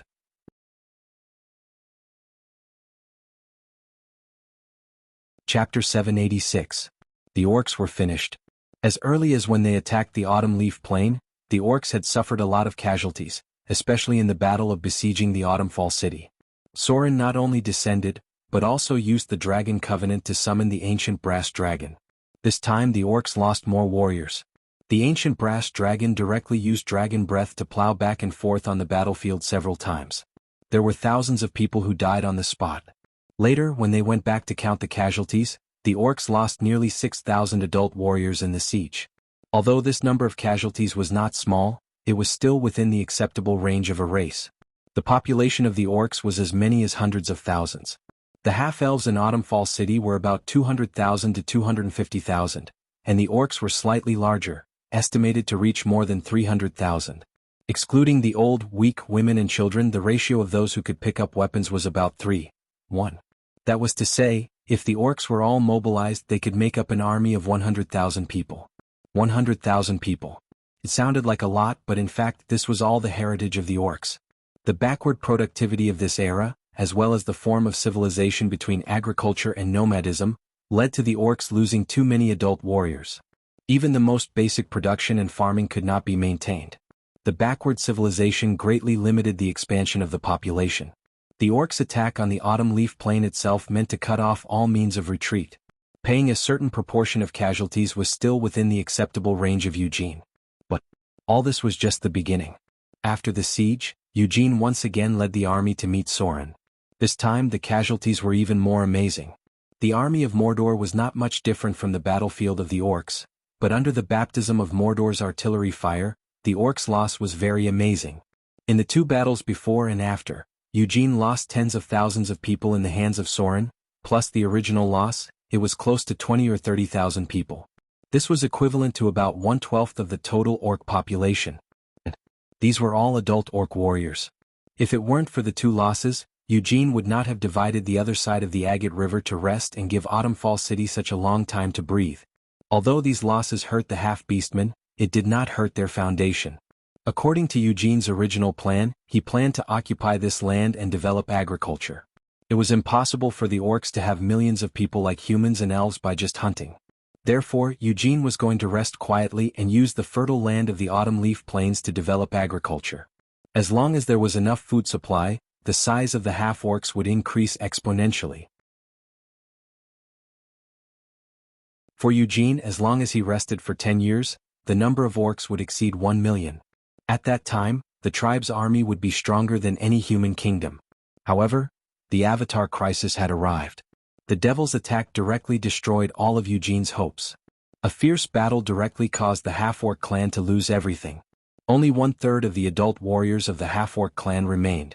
50 to 60,000 casualties meant that almost every family in the clan had lost someone in the battle. With only 30 to 40,000 warriors left, let alone taking down Wuxia City, they might not even be able to defend their current land. Moreover, the half-orcs themselves were not good at farming. This attack was based on the accumulation of the past 20 years. The war had already consumed a lot of materials. Now the farmland that Eugene ordered to reclaim in the Autumn Leaf Plains was almost completely destroyed by the war, which meant that they were now forced into a desperate situation with no army and no food. Eugene's face was getting older. After returning to the clan, the first order he issued was to migrate. There was no way to defend this place. The first attack by the devil was likely to happen again. He must preserve the fire of the clan, otherwise the half-orcs might really disappear in this world. Now the clan could only hide and lick their wounds silently to accumulate strength. As long as they could survive this crisis, then there was still hope for the rise of the half-orcs. The winter of the clan had come. Less than 30 to 40,000 adult half-orcs needed to support more than 200,000 people. Although there were many adult female half-orcs among them, they could also hunt and farm. However, the clan was afraid that it would be a huge burden to just support their children in the future. Their most elite forces had been exhausted. The half-orcs, who only had the old, weak women and children left in the clan, could become the target of the ogres, gnolls, lizardmen, and even half-elves at any time. Now any war could drag the half-orcs into the abyss of no return. The half-orcs retreated. They paid a huge price to occupy this land. Now they left corpses all over the ground and retreated from the Agate River to the edge of the Autumn Leaf Plains. The half-orcs gave up at least 2/3 of their land. They migrated to the edge, but did not return to the original barren highlands because Eugene could not give up the fertile farmland that was first cultivated. Only these farmlands could ensure that the half-orcs would not starve to death in the next few years. The sky was blood-red. A few days after the war, the distant sky seemed to be blood-red. The second wave of the Avatar crisis was about to end. Some cities had been completely destroyed while some places were still safe and sound. Eugene received news from all sides. The news that made him very depressed was that because the half-orcs built their strongholds in the wild, in this wave of demon attacks, Most of the abyssal demons who did not want to attack the city actually attacked the half-orcs, and the city of Autumnfall was only attacked by a small group of demons. Nearly 10 cities and hundreds of towns in the material plane were destroyed. This disaster did not only affect humans, but other races such as elves, dwarves, orcs, halflings, lizardmen, gnolls, and so on were also affected. The south of the elven forest turned into a sea of fire. The castle of Black Iron was turned into ruins by a Baelor leader. The Frostblade clan of the orcs was almost wiped out. The only one who suffered less loss in the whole attack was the halflings. Their lord god fell to the mortal world in advance and repelled the demon army in the form of a saint. Now, the lord god of the halflings should be the first god to stand in the light. She had shown up. And this, greater divine power, goddess was in the Shire. The light of dusk shone. Eugene walked tiredly in the reclaimed fields. After a few days, the pain of the clan was healing. No matter what happened, the living always had to work hard for tomorrow. Eugene was very tired during this time. Although most of the clan still supported him because of this loss, some of the half-orcs had begun to oppose him, thinking that it was he who caused the clan to fall into the current situation. If he did not attack the half-elves, then all of this would not have happened today. Helplessness. These people were originally active in attacking Autumnfall in one breath and completely eliminating the half-elves who occupied the plains. Now all the blame was put on Eugene. Eugene did not have any explanation for this, and he did not need any explanation. Although he was full of guilt to the clan, most of the half-orcs still respected him and regarded him as the leader of the half-orc clan. Everything had happened. For Eugene, the most important thing was how to get the clan through this difficult time, not find ways to shirk responsibility. Night fell. Eugene's old figure stood up from the field. He clapped his hands and shook off the soil in his palms. Then he walked towards his tent. It was hard for outsiders to imagine that the chief of a race would farm in person. But in fact, the development of the half-orcs from nomadism to farming in the past few decades was completely promoted by Eugene alone. Even in order to learn the farming skills of humans, it had personally learned from an experienced human farmer as a legendary profession. The farming of the entire clan was taught by him. Eugene taught them how to irrigate, how to arrange ditches, how to sow and harvest, and how to cultivate meticulously. If people did not see all this with their own eyes, it was absolutely impossible to imagine that a peerless powerhouse who could fight against the ancient dragon could teach his people how to cultivate and sow in the field like an old farmer. Eugene was different from all the half-orcs. He, who had traveled the whole continent, firmly believed that only farming could get the half-orcs out of their current predicament, and only farming could make the half-orcs as strong as humans. Attacking the half-elves was just for the land, and choosing the half-elves was only because they were the weakest. The sky was getting darker and darker. Eugene only slept for 3 hours a day, so there was still enough free time for him. He wanted to go out and patrol. However, just as Eugene was about to step out of the tent, he suddenly seemed to notice something. His figure disappeared in an instant. The next moment he appeared hundreds of meters away. The whole person rose into the air like an eagle. He reached for the spear on his back and approached a mountain in the distance. It sensed a familiar aura. That was the power of the gods. The other party did not seem to have any intention of hiding at all. It was as if he wanted to draw him out. Boom. Eugene's burly figure landed on the ground. In his sight, there was a hazy figure completely shrouded in shadows. Although the two sides had fought near Autumnfall, it was not until today that Eugene really saw the other party's appearance. A young half-elf who was a little too young. In contrast, he had entered his twilight years, and even his life was about to come to an end. "What are you here for?" Eugene clenched his spear. He was full of fear for the strength of the person in front of him. He did not believe that he would come here without a purpose. The gods were not so bored. Facing Eugene's vigilant look, the half-elf in front of him seemed to smile and slowly said, "Cooperation." Eugene frowned when he heard this. There was a trace of doubt on his face because he felt that it was impossible for him to cooperate with the person in front of him. The half-orcs and half-elves were already blood enemies. The other party was the true god who sheltered the half-elves, and Eugene was the pillar of the half-orcs. It was already very good that the two sides did not immediately fight when they met. There was no possibility of cooperation between them. Make a long story short. Soren looked at Eugene, who was full of vigilance in front of him, and slowly said, "I am very clear about your current predicament. The situation of the half-orcs can be said to be at a dead end. But Mordor City can provide you with a batch of food and supplies. It can also prevent Autumnfall from attacking you and give you a precious time to breathe. This batch of supplies should be enough for you to support for a while. I believe that with your ability, there is no problem in protecting the clans safely through this crisis. And there is only one thing I need you to do. That is to help me kill a person. Or, it should be said that it is a true god. Eugene was silent for a long time before he said in a deep voice, "Who is it?" A cold smile appeared at the corner of Sauron's mouth and he slowly said, "Lord of Shadows." Eugene heard this and a sarcastic smile appeared on his face. But before he could speak, Sauron continued, "After this I will make the decision in the name of the half-elf god, to give you all the land north of the Agate River." Eugene heard this and was instantly moved. P.S. Follow Futu's public account on WeChat to give more support.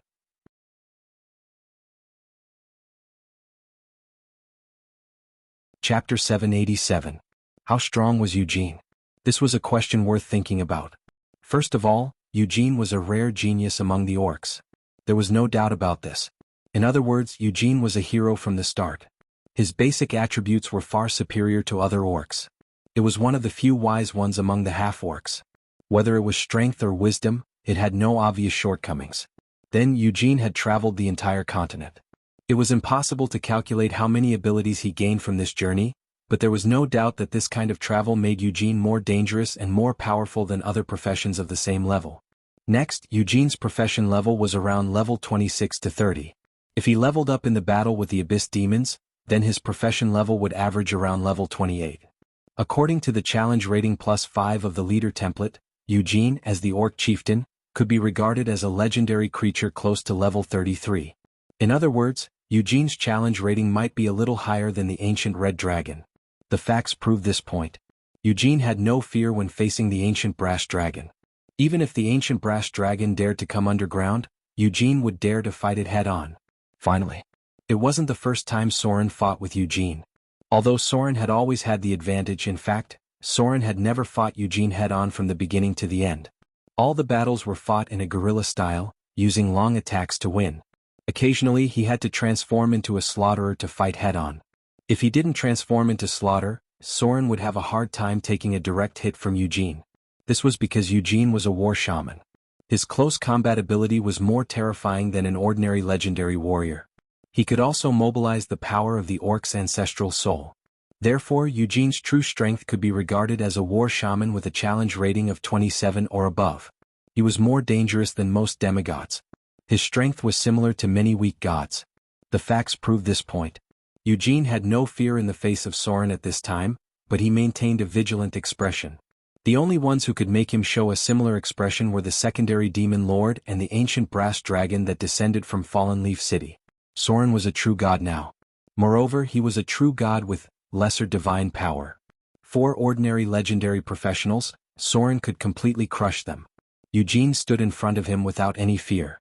Without enough strength, it was impossible to stand in front of him. This was also the reason why Sauron had sought him out. Ascendant, Eugene. The old half-orc in front of him should be the top native profession in the material plane. In terms of combat power, he was probably more powerful than the great chief of the orcs, challenge rating, 24. In history, Eugene was able to slay gods by relying on his own strength. If there were only a few legendary professions in the entire material plane that could help Sauron kill the Shadow Lord, Eugene was undoubtedly one of them. Furthermore, this fellow was the best meat shield in the material plane, capable of healing and tanking. If it weren't for the fact that Eugene was really powerful and Sauron had a use for him, perhaps Sauron wouldn't have contacted him at this time. After all, the half-elves and the half-orcs were now enemies. The continuous wars between the two sides had already become a blood feud. Sauron was the patron of the half-elves. If he contacted Eugene at this time, it would definitely not be good news for the half-elves. As for subduing Eugene or controlling the half-orc tribe, or even cooperating on the surface, Sauron almost didn't even think about it. Because if he did this, what would the half-elves who had already settled in Mordor and had their relatives and friends slaughtered by the half-orcs think? Would everyone put down their hatred and live a happy life? That would be too naive. The cooperation with Eugene could only be done in secret. The things that Sauron promised could only be done in secret. Otherwise, Sauron would hurt the feelings of the half-elves. As a high god, Sauron sometimes had to think from the point of view of the believers. The war between the half-elves and the half-orcs had just ended. The hatred could not fade so quickly, and the two sides could not get along well in a short time. Even Soren could only use secret operations to balance all this. As long as these things were not put on the table, there would be no problem. As for after the death of the Shadow Lord, Soren would have taken over the Shadow and Rogue clergy at that time. At that time, the half-elf clergy might be stripped from the main clergy to the secondary clergy. Soren would have fewer things to worry about at that time. The half-elf clergy could not always be Soren's main clergy. In the future, his main clergy would definitely be concentrated on shadow, slaughter, and death. Only with shadow, as the main clergy, could Soren quickly reach the level of mid-level divine power. No one knew what Soren and Eugene talked about next because at the beginning of the conversation, Soren used his divine power to seal all the surrounding space. About 2 days later, Eugene suddenly gave the order to seal off the forest near the village where the half-orcs were staying. Then he let many adult half-orcs wait outside. After about half an hour, a faint magic light appeared on the ground, followed by a temporary portal. Then, a number of golems and clay golems came out of the portal. These golems were carrying heavy boxes in their hands.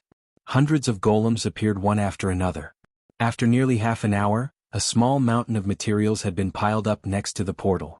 Following that, the golems returned to the portal one after another, and the pitch-black portal gradually closed. At this time, Eugene ordered the half-orcs outside to come in. As soon as they came into the forest, the half-orcs couldn't help but be surprised because they saw bags of food in front of them. All of them were high-quality grains, which were difficult to produce in the barren north. Only the south, where the climate and soil environment were better, could produce them. These grains were better than the ones in autumn-fall because they came from the south coast, which was also very conducive for human farming. In addition, there were many boxes filled with meat. All of them were filled with salted fish, and each fish was marinated. Even if they were stored for a long time, there was no need to worry about them going bad. For the half-orcs who were close to the end of the line, the materials in front of them were simply a life-saving straw. The fire of the demons burned down the village, and naturally destroyed a lot of the granaries. Eugene reached out and tore open one of the grain bags. He picked up a full wheat grain with his fingers and put it in his mouth to chew. Then, like an old human farmer, he nodded and said in a deep voice, "Move it all back. Let people be careful. Don't touch these grains. They are all very good seeds." The tribe still uses the previous rye as the staple food. Eugene was used to a hard life. After seeing these grains, the first thing he thought of was to use them as seeds. It was ridiculous. As one of the most powerful professions in the material plane, Eugene had never married or had children in his life, nor did he enjoy the life of an emperor and a chief. His daily food and drink were not even comparable to ordinary human merchants. Most of the time he was no different from an ordinary half-orc. When he first took over as the chief of the half-orcs, the entire half-orc clan was in the most difficult period. With the ogres as their enemy and the frost giants eyeing them from behind, the half-orc clan was trapped in the northwest wilderness with nowhere to go.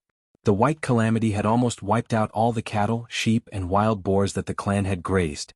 Although Eugene led the half-orc clan to defeat the ogres with amazing fighting power, he also single-handedly solved the crisis of the frost giant king. But in the end, the dilemma he faced still did not have the slightest chance of turning around. That was the most painful period for Eugene. Although he desperately led the warriors of the clan to hunt in the snow, many of the half-orc clan still starved to death every day in that winter. At that time, he had the strength of a demigod, but there was still no way to save his people. Eugene was just a war shaman. No matter how strong he was, there was no way to make food out of thin air. Even if he desperately hunted and killed for half a month without sleep, he was only one person after all. With his ability, how much prey could he hunt to feed the tens of thousands of hungry people in the clan? In that extremely cold winter, tens of thousands of half-orcs starved to death, and Eugene also deeply realized that the half-orcs must gradually transform from a nomadic civilization to an agricultural civilization. It took Eugene decades to implement all of this. He defeated the ogres in the northwest wilderness and drove the frost giants to the coldest northern mountains. He swept away the threat of the gnolls and forced the lizard men back to the swamp area. Then Eugene began to look for places to cultivate in this barren land. Little by little, he transformed the half-orcs from nomadic fishing and hunting to a semi-agricultural civilization. In the past few decades, the half-orcs had been accumulating strength because compared to humans, elves and dwarves, the half-orcs were too weak. It was not until Eugene felt that the time was right that he launched an attack on the half-elves. It had to be said. From a bystander's point of view, Eugene was really an indisputable hero of the half-orc race. Although for the half-elves he was just an evil executioner, a butcher, a homicidal maniac, a demon who invaded their homeland and started a war. The food was transported away bag by bag. Eugene also returned to the tribe. The sudden arrival of supplies made the entire half-orc clan excited. Eugene opened the box, took out a dried salted fish from it, and threw it into the big pot of cooking food. After a while, Eugene reached out and scooped up a bowl of soup and tasted it. He nodded gently and a smile finally appeared on his old face. He slowly said, "In the future, prepare food according to this quota. Let the people dig more wild vegetables and hunt more prey. When the autumn harvest comes, we don't have to worry about food." Salted fish from Mordor City. Eugene was very satisfied with this because there was a lot of meat in the food provided by Soren. These fish could provide enough nutrition for the warriors, and these salted fish were very good. All of them were real sea salt. This meant that for a long time in the future, the half-orc clan would not have to supplement salt through other means. This was only the first batch of materials provided by Mordor City. According to the conditions promised by Soren, a batch of materials would be sent in the future. Even if they succeeded in killing the Shadow Lord, Mordor City would provide them with a batch of fine weapons forged by military to deal with the future attack of the demons. Sometimes things were like this. Mordor City's warehouse was almost full because of a rich harvest. The salted fish that no one could finish was a rare and precious material for the half-orc clan. They were also the most powerful professions in the material plane. The Princess Royal of Arendelle and Eugene of the half-orc clan were two extremes. If Eugene joined the orc clan, he might be able to live a very luxurious life.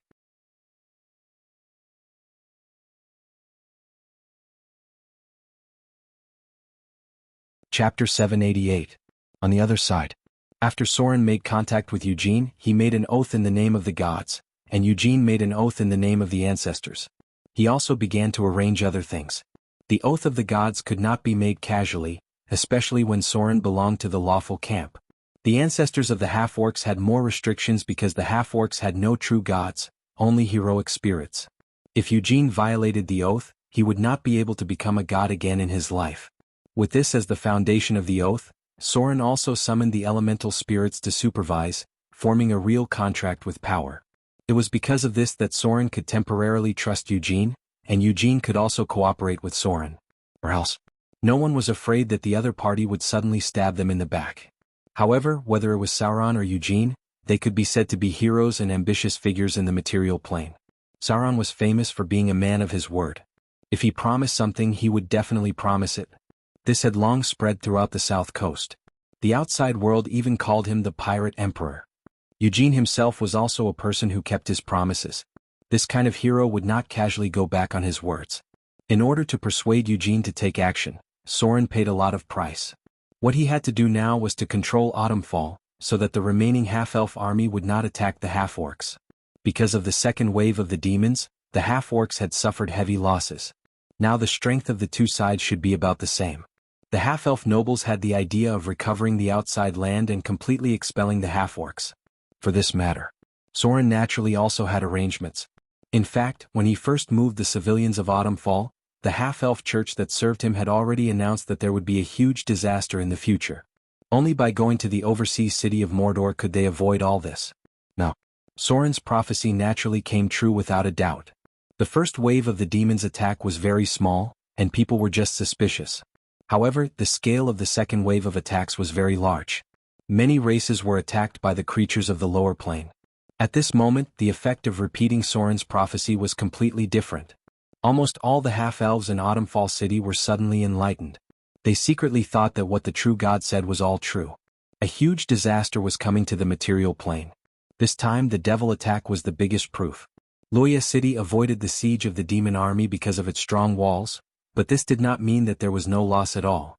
Demonized ghouls appeared in the city. This was the servant of the demon lord of the bottomless abyss, the king of ghouls. Soren had already mentioned this threat during the second migration, but it was not until the second wave of attack from the demons. The Ghoul King finally made a move on Autumnfall. Although it didn't destroy the city, it still caused a lot of casualties, causing the residents of the city to panic. At this time, it would be difficult for the nobles to unilaterally recover their lost land. However, in order to make sure that they had no hope of doing so, Soren decided to give them a push personally. After he returned to Mordor City, he ordered the half-elven church to operate and opened a temporary portal to Autumnfall. Since the energy of the elemental furnace, Mordor City could finally open portals everywhere like the Witch Council. Soren's plan was like this. Send priests back to Autumnfall and continue to preach that the disaster was not over. The attack of the demons could continue at any time. At present, the most important thing was to save their strength and find a safer place. Then, Soren asked some of the half-elves who had settled in Mordor City to go back and preach, telling others what life was like in Mordor City, how good, how rich, how full of vitality, and how new the city was. Finally, Soren took drastic measures and dug the last batch of half-elven believers who could be taken away to Mordor City. At present, the population of Autumnfall City has been greatly reduced. Soren had taken away most of the believers in the first 2 times. Now the rest were the hidden believers and pan-believers, and this time he was not even going to let go of this. Faith could be cultivated slowly. As long as these half-elves came to Mordor City, saw everything in Mordor City, and enjoyed the benefits of Mordor City, they could integrate into Mordor City little by little in their daily lives, and naturally they could slowly cultivate into pan-believers. After a long time, pan-believers could also become more devout believers, and for Soren, it was also a labor force for Mordor City. This matter was handed over to God's chosen Milan and the original archbishop of the half-elven church. The former grew up in Autumnfall, and Soren also came to her and helped Autumnfall solve the crisis. Therefore she should be the most suitable candidate. For Soren, this was also an opportunity to gain experience and cultivate fanatics. Milan was only a 16-year-old girl. Although she had Soren's gift, her strength had improved rapidly, and she was now a high-grade priest. But after all, she was still too young. This kind of person who was destined to be in charge of the half-elven church in the future must have a little more experience. After Soren's series of moves, the last trace of vitality in Autumnfall City was basically squeezed out by him. Mordor City Beach. The second impact of the Avatar crisis had ended. Without Soren's help, Mordor City was safe and sound. Although they suffered a lot of casualties in this battle, they also gained a lot of spoils from the lower planes, especially a large number of soul crystals, which was enough for the golem factory in Mordor City to operate at full power for a while. Golems were combat power and important labor force. As long as there were energy resources, they could work like the heavy mechanical engineering corps in the interstellar era. Very few people were close to this beach, because it was occupied by a fierce guy. He was the pirate leader of Mordor City, and the pirate leader who was close to legendary strength. Giant. All pirate leaders would manage an area, but Giant was the most idle one among them. Because his brain wasn't very good. People had shortcomings and strengths. Giant's brain wasn't good, but he was loyal enough. In his view, as long as he faithfully carried out the orders of Sir Soren, his status would not be less than other pirate leaders, and he would even stand higher than them. It didn't matter if his brain wasn't good. Giant had strength, but he was a stubborn guy. In this way, most of Giant's affairs were handed over to his deputy, and he himself was trying to improve his strength every day. Because Soren said that he was the most likely warrior to reach the legendary realm in the near future. Giant fought countless battles in his life. The Battle of the Pirate King, the Battle of the Totem Jin, the Expedition of the Indigenous People, the Battle of the Vrykul Pirates, the Battle of the Southern Principality, the Expedition to Autumnfall City, the First Demon Attack, the Second Demon Attack. Every single one of these giants had participated in the battle, and they had all survived. Except for the Battle of the Dragon Slayer, when he didn't follow Soren, he was basically in all the big and small battles. He also rose from a mid-grade warrior all the way to the quasi-legendary realm. Giant had an innate racial bonus, and his body had the blood of the Swamp Giant. Note, the Swamp Giant is a branch of the Tidal Giant. Since Sir Soren said that he was the most likely to break through the legendary realm, then Giant thought that he would definitely be able to break through because Soren was always right. If Sir Soren said that he could break through, then he would definitely be able to break through. Therefore, Giant was desperately training himself every day, squeezing his own potential. He didn't have as many things as the other pirate leaders, so it was easier for him to focus. In contrast, the half-elf first mate hadn't had a breakthrough for a long time. At this time, the giant was swinging his weapon against the surging tidal force of the sea. His weapon was a heavy steel +3 anchor. Every time he swung it, he would break through the waves and make a loud rumbling sound. This practice method was taught to him by Sir Soren himself. Although it was very difficult, the giant still persevered in it. because Sir Soren said that this was a very powerful exercise method. If he could succeed, his future combat power would be very amazing. Then the upright giant practiced against the tides of the sea every day, swinging tens of thousands of times a day. If it wasn't for the giant's blood, he would have collapsed long ago. Because the tidal force of the city of Mordor was very powerful, ordinary warriors might not even be able to stand under the tides, let alone swinging the waves. The giant's weapon weighed more than 800 pounds, which was more than 700 pounds.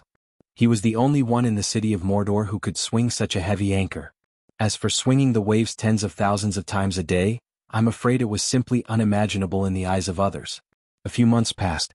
At the end of the second impact, the giant suddenly felt that his blood was restless. When he swung his arms against the tide, there was a surge of power all over his body. His heart was galloping, and the power of his blood seemed to be awakened. He was already very familiar with every surge of the tide. It was as if his spirit had integrated into the tide, and his movements were also integrated into some kind of wonderful law. The power of the sea seemed to be integrated into it. In an instant, as if he had broken through a critical point, Giant's body made a crackling sound, and then his body grew a lot taller. When he swung the ship towards the waves, boom!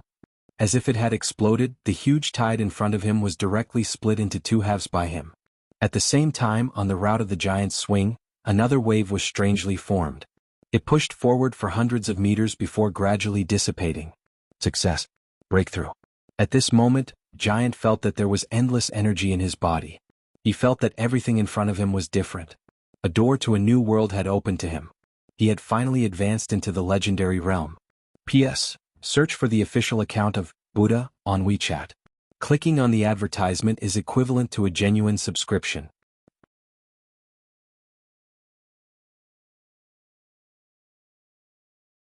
Chapter 789. Roar. A roar instantly spread throughout the city of Mordor. Both Gloria and the high priest were alarmed by this roar. The figure of the high priest appeared above the temple. She looked at the beach in the distance and said slowly, "It seems that the giant has broken through to the legendary realm. Although he is a little stupid, his talent is not bad. He should be a very important force in the city of Mordor in the future." Gloria's figure also appeared, and after taking a look she said, "Not bad, not bad." The city of Mordor has finally begun to give birth to its own legendary profession.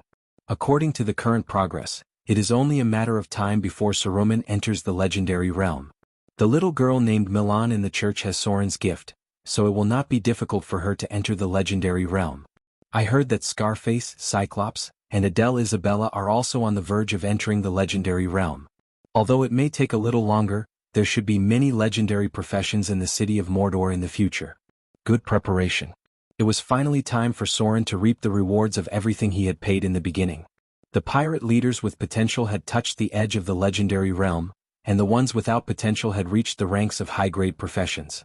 Now the city of Mordor was at a critical point. As long as it broke through this critical point, the number of legendary professions in the city of Mordor would not be much less than other old forces. And these legends were all people who followed Soren from the beginning. Their loyalty was far higher than others. In the future, these people would be important pillars of the city of Mordor. The high-end combat power of the city of Mordor was now very strong. Soren was a true god, lesser divine power. Vivian was the son of Fear, demigod. Gloria and Fallen, which were legendary wizards. The high priest was a level 30 psionic warlock, cursed state, and Saruman was divinity. In addition, the city of Mordor also had an adult shadow dragon, a divine wyvern raised by Vivian, and the giant who had just entered the legendary realm. Such strength was already stronger than many human kingdoms. Eastern Kingdom. In the northwest of this faraway country, there was a towering mountain that reached into the clouds. This mountain peak was like a sharp sword piercing through the clouds. The surrounding cliffs were very steep. Even high-level monks would find it difficult to climb to the top with their bare hands. There was a platform at the top of the mountain. It looked very strange, as if someone had flattened it with their bare hands. At the most important part of the platform there was a strange stone. The rock wasn't big. It looked a bit like a human stone statue. Its facial features were blurred, but its body shape looked like a monk sitting cross-legged. No one knew how long this stone had been here.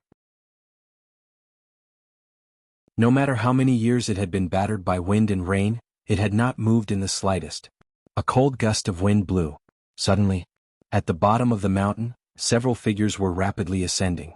They were all dressed as martial monks and used a very mysterious light body technique. One leap was more than 10 meters away, continuously advancing towards the top of the mountain. Very soon, 5 figures came to the top of the mountain. One of them was a pretty girl. She was Cicada, who had signed a contract with the demon Sauron. She had successfully entered the inner circle of martial monks and began to cultivate at the top level. Grand Master.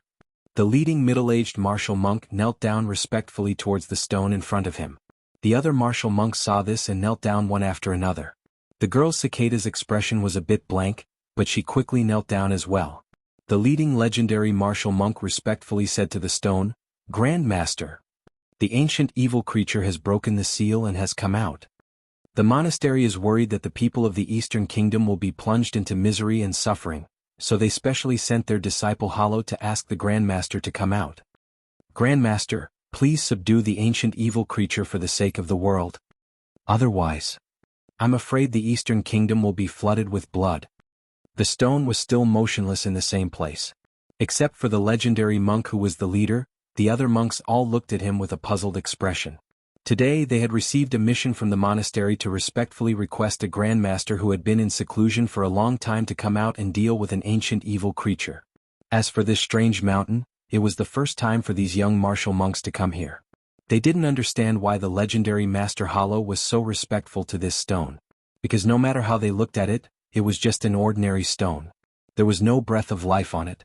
Time passed little by little. Just as the others were getting more and more confused, suddenly a breath of life came from the cold stone in front of them. Then there was a very slow breathing sound.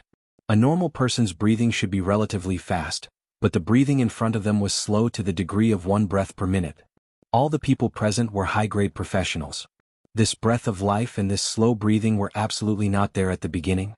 All of this was completely sudden. As if thinking of something, one of the martial monks couldn't help but be shocked. "Cloud Monk? The Grand Master that the monastery wants us to welcome is the legendary Cloud Monk?"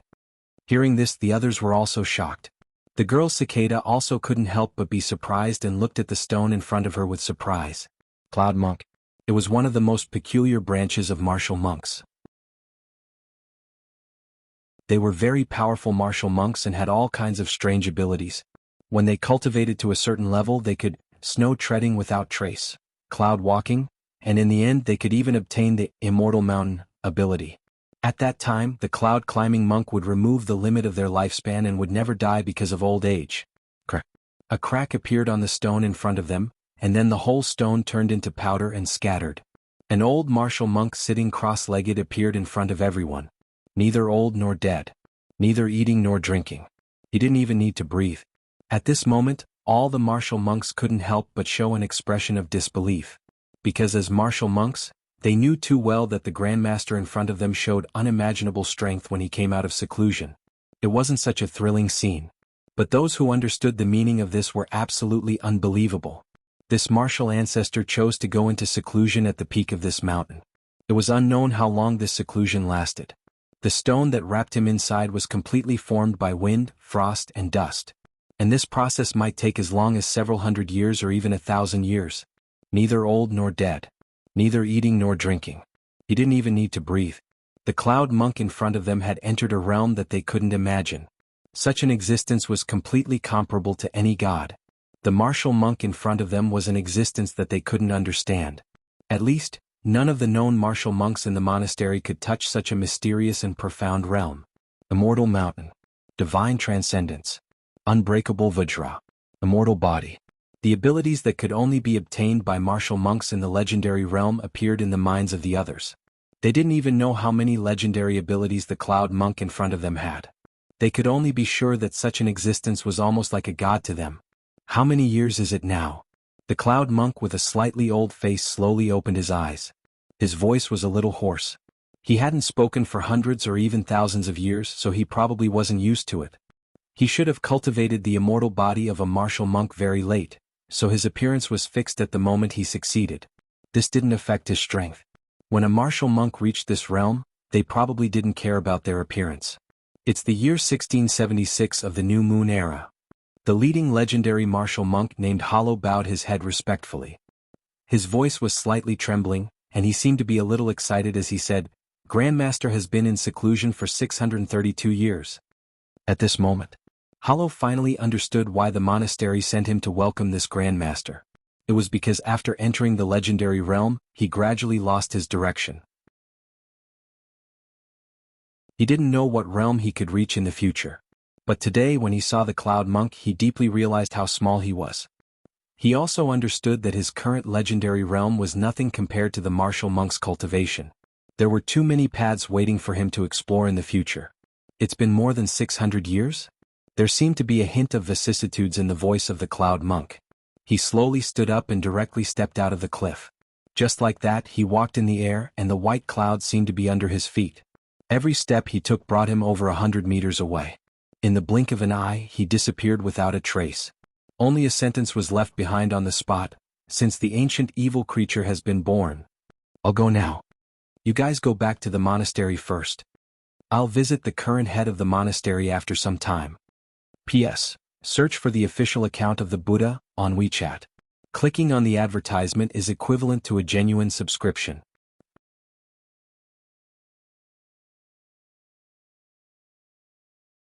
Chapter 790. The group of monks watched as the Cloud Monk left. The other monks all had expressions of reverence, but the young girl's expression was a bit strange. She could be considered one of the most powerful mortals in the material plane. This was because her master, Soren, was a true god. It was different from the feeling Soren gave her. The Cloud Monk in front of her was powerful, but the aura he gave off was like that of a rock. The young girl couldn't even sense any fluctuations in his emotions. She didn't know how long this person had lived. His body was immortal, but his spirit was no different from a rock. Yes, he was just a rock. The young girl immediately understood why she had such a feeling. The Cloud Monk who had just left should be one of the most powerful mortals in the material plane. It could be said that this person's strength was immeasurable. Fighting against normal gods was nothing, and he might even be able to take on the god kingdom of a weak god. This kind of existence already had an immortal body, but he wasn't a real god spirit. The girl could feel that his mind was full of dust, just like the stone he had turned into. Hundreds and thousands of years of life had made his mind not as pure as it was before. And this was the biggest difference between the cloud-climbing monk and the gods. Unless he broke through another realm and reached the unimaginable realm of oneness of heaven and men, such a person was really not much different from a stone. However, if he truly reached the realm of being one with the world, wouldn't he be walking the same path as the oak tree father? True gods were immortal. Whether it was the body or the spirit, true gods were immortal. However, the Cloud Monk was different. Only his body was immortal, but his spirit hadn't reached the realm of being immortal. If his spirit could reach the realm of being immortal, then he would truly be one with the world, and the realm of the true mysteries of the way of nature. This kind of monk had never appeared before. If he really reached such a realm, wouldn't he be similar to an ancient god? They didn't need faith, but he had the ability to rival any great divine power, gods. Witnessing the birth of such a powerful martial monk with their own eyes, everyone present was touched and had a different kind of understanding. This was also the monastery's arrangement. These people who welcomed the Cloud Monk out of seclusion were all the most promising seeds in the monastery. Among these people, because they had a contract with Soren, they were connected to the gods. Among them, the girl should be the one who had the deepest understanding. Her understanding and feelings might have far surpassed that of the legendary monk. Let's go down too. Su stood there for a long time before he came back to his senses. Everything that had happened today had left him in a state of shock. Seeing that many people still hadn't come back to their senses, he couldn't help but say, "Since Grandmaster has already come out of seclusion, why don't you come out? If that's the case, then there shouldn't be a problem for the ancient evil being to break through the seal. You should know that Grandmaster is someone who broke through over 100 levels of the bottomless abyss. Back then, Grandmaster went deep into the bottomless abyss with a team of legendary figures, and even fought with the Demon Prince back then.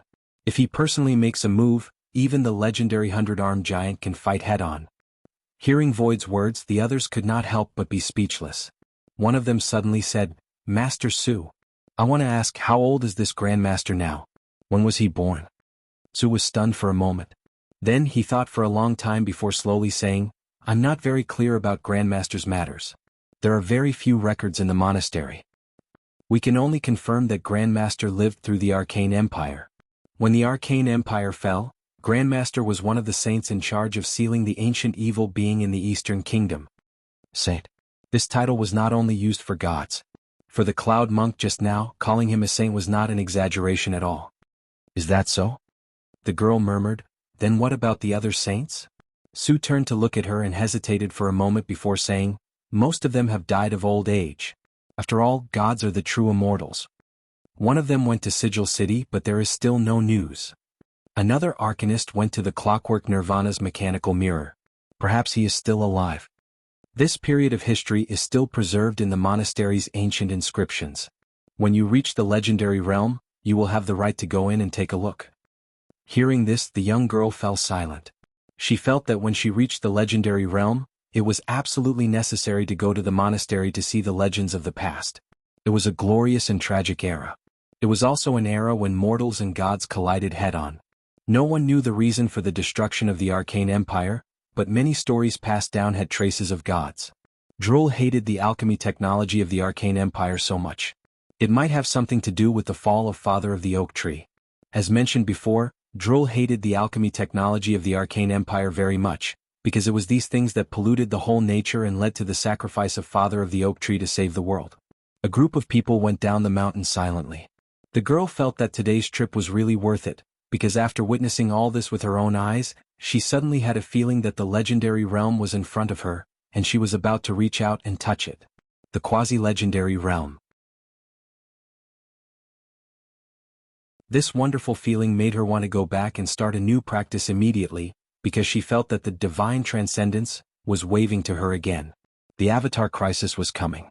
Soren changed some things, but he couldn't change some things.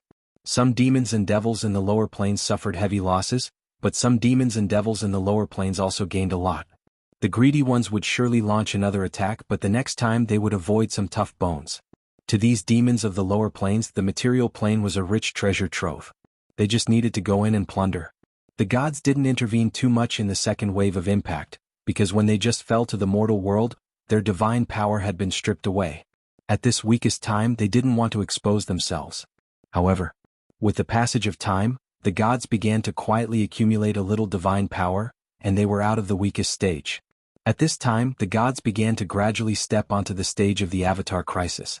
This also meant that the impact in the future would be more and more terrible. P.S. Search for the official account of Buddha on WeChat. Clicking on the advertisement is equivalent to a genuine subscription.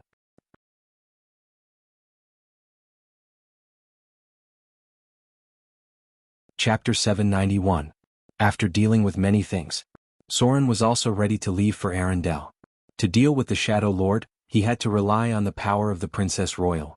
Soren had always suspected that the Princess Royal had inherited the bloodline of the goddess of north wind and snow, but there was no definite news to confirm this. The Cold Winter Maiden had not yet appeared. When the Princess Royal was really in danger, it was already in the middle and later stages of the Avatar crisis. Soren pulled the Princess Royal into the same line at this time, which was good for both of them, because the Princess Royal was also constantly improving herself in the battle with other gods.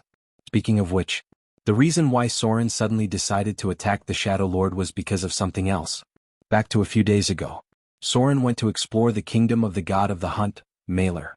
This was a very rewarding adventure. Soren not only gained a lot of divinity and divine power, but also accumulated more than 2 million slaughter EXP. Originally, he planned to leave after exploring a part of it, because the second wave of the Avatar crisis was about to begin. But after all, he was still reluctant to give up such a rich reward. The kingdom of the god of the hunt was collapsing rapidly. If he went out like this, the next time he came, it would be destroyed. So, in the end, he decided to walk around with the incarnation of the Silver Moon Lady. Not to mention other gains, just the slaughter EXP and divinity were worth spending some time here. And a lot of arrangements had been made in the city of Mordor.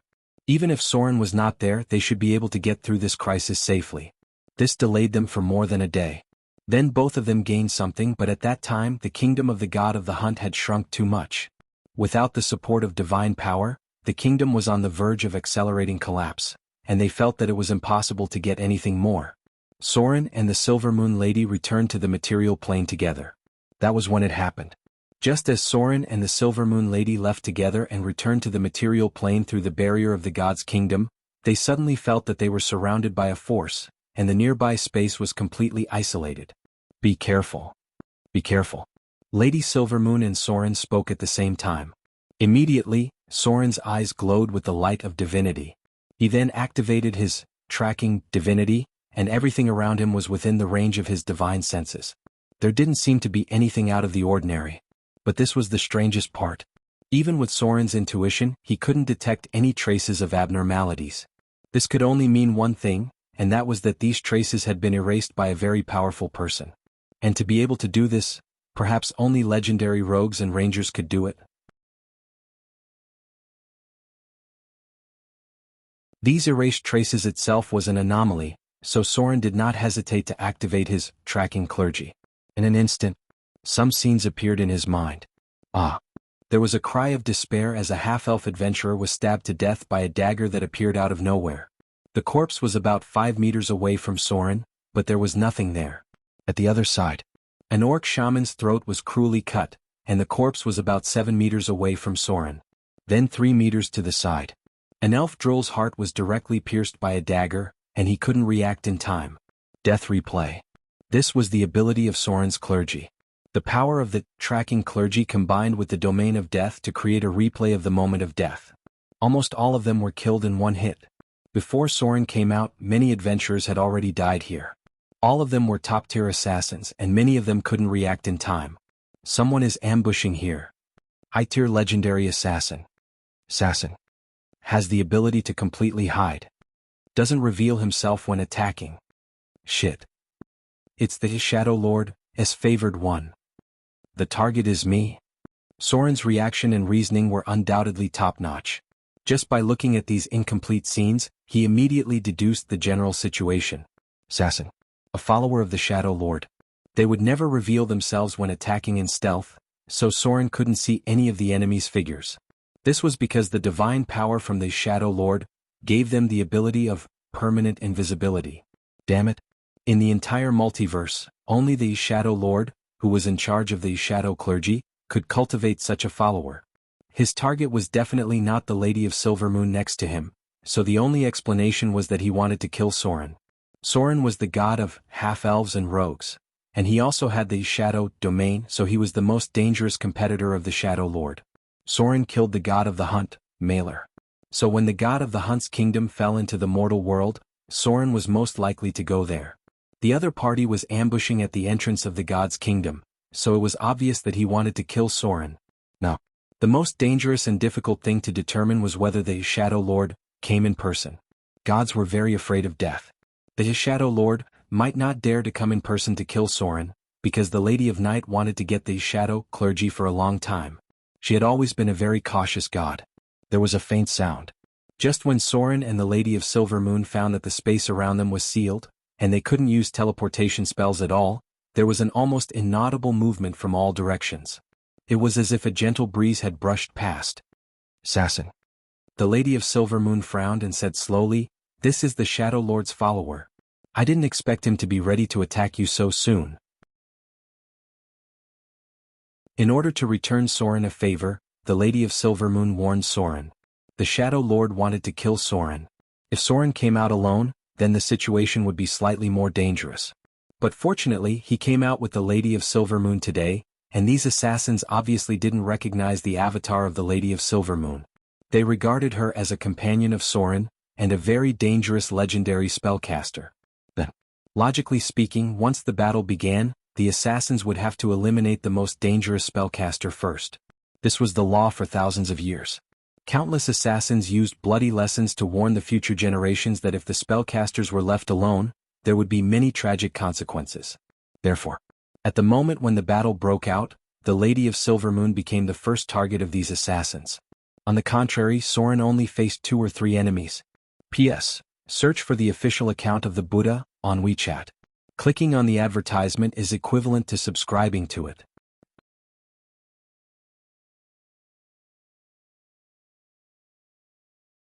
Chapter 792. At this moment, Lady Silvermoon was a little confused. It was clear that the Lord of Shadows was targeting Soren, but for some reason she became the primary target of the assassins at the beginning of the battle, and most of the enemies were coming for her. How could it be like this? At this moment, Lady Silvermoon's heart collapsed. After all, she was only an avatar that came here.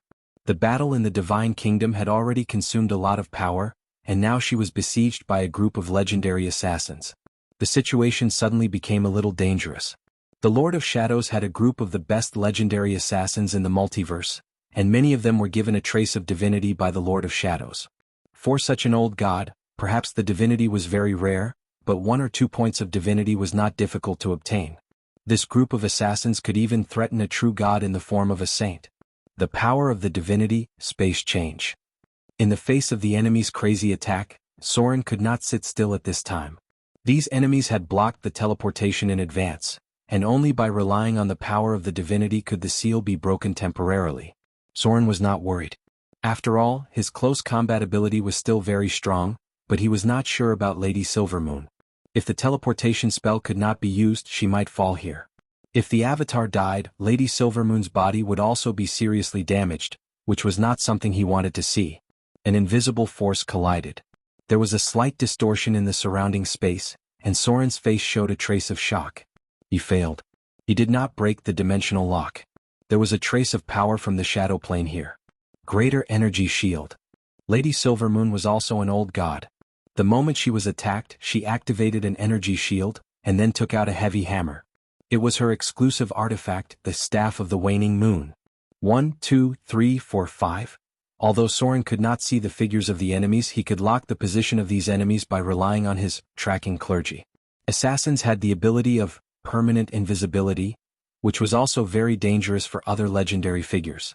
However, for Soren, who had the divine domain of tracking, it was not a problem at all.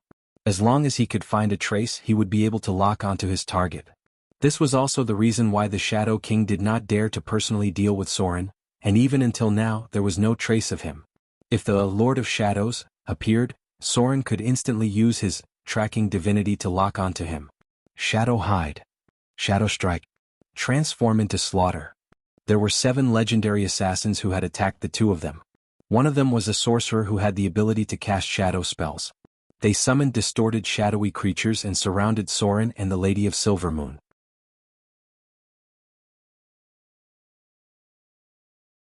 At this point, Soren could no longer conserve his strength. After all, this was a legendary-level assassination squad. He immediately transformed into his slaughter form and pounced towards the nearest enemy who was completely invisible. Divine Shockwave. A divine power emerged. There was a slight distortion in the light ahead. That was because the enemy had been sent flying by the divine power Shockwave. Order, Death. Soren did not dare to be careless. He seized an opportunity to kill an enemy first. He had a rich source of divine power, and the city of Mordor could continuously provide him with it. Therefore, there was no need to reserve the divine power harvested from the kingdom of God at this critical moment. Power of divinity, time stop.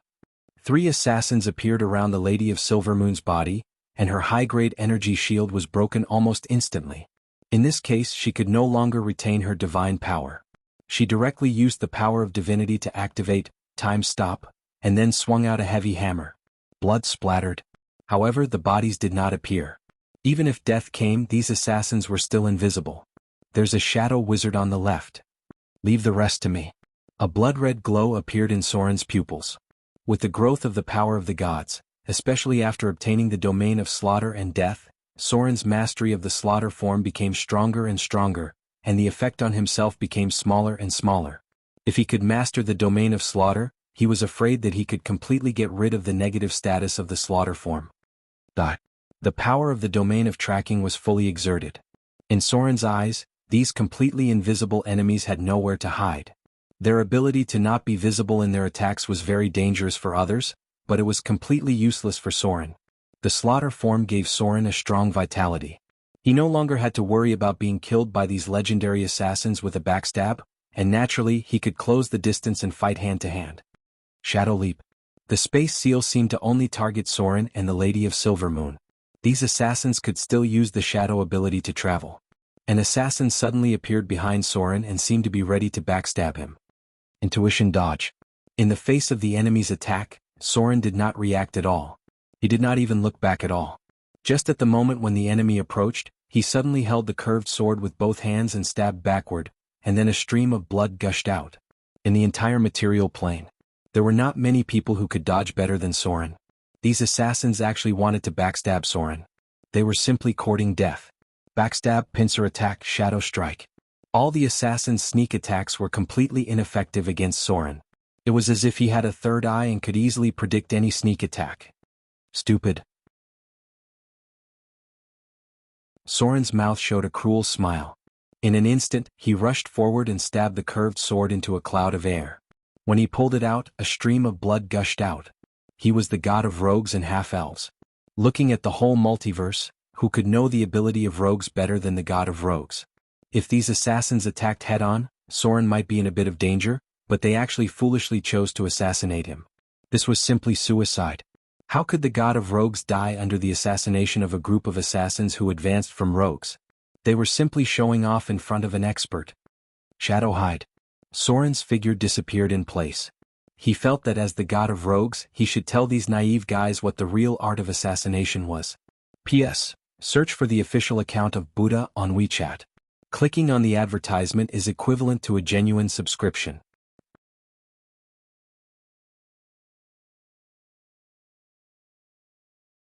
Chapter 793. It was time to show off his real skills. Soren's figure disappeared. Shadow Dancer's evade sight allowed him to enter stealth mode at any time, and the anti-detection cloak made it impossible for these assassins to capture his specific location.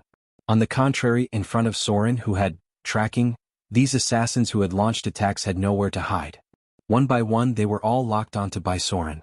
Although the ability of Shadow Jump was sealed for Soren, it was enough to kill these enemies without using Shadow Jump.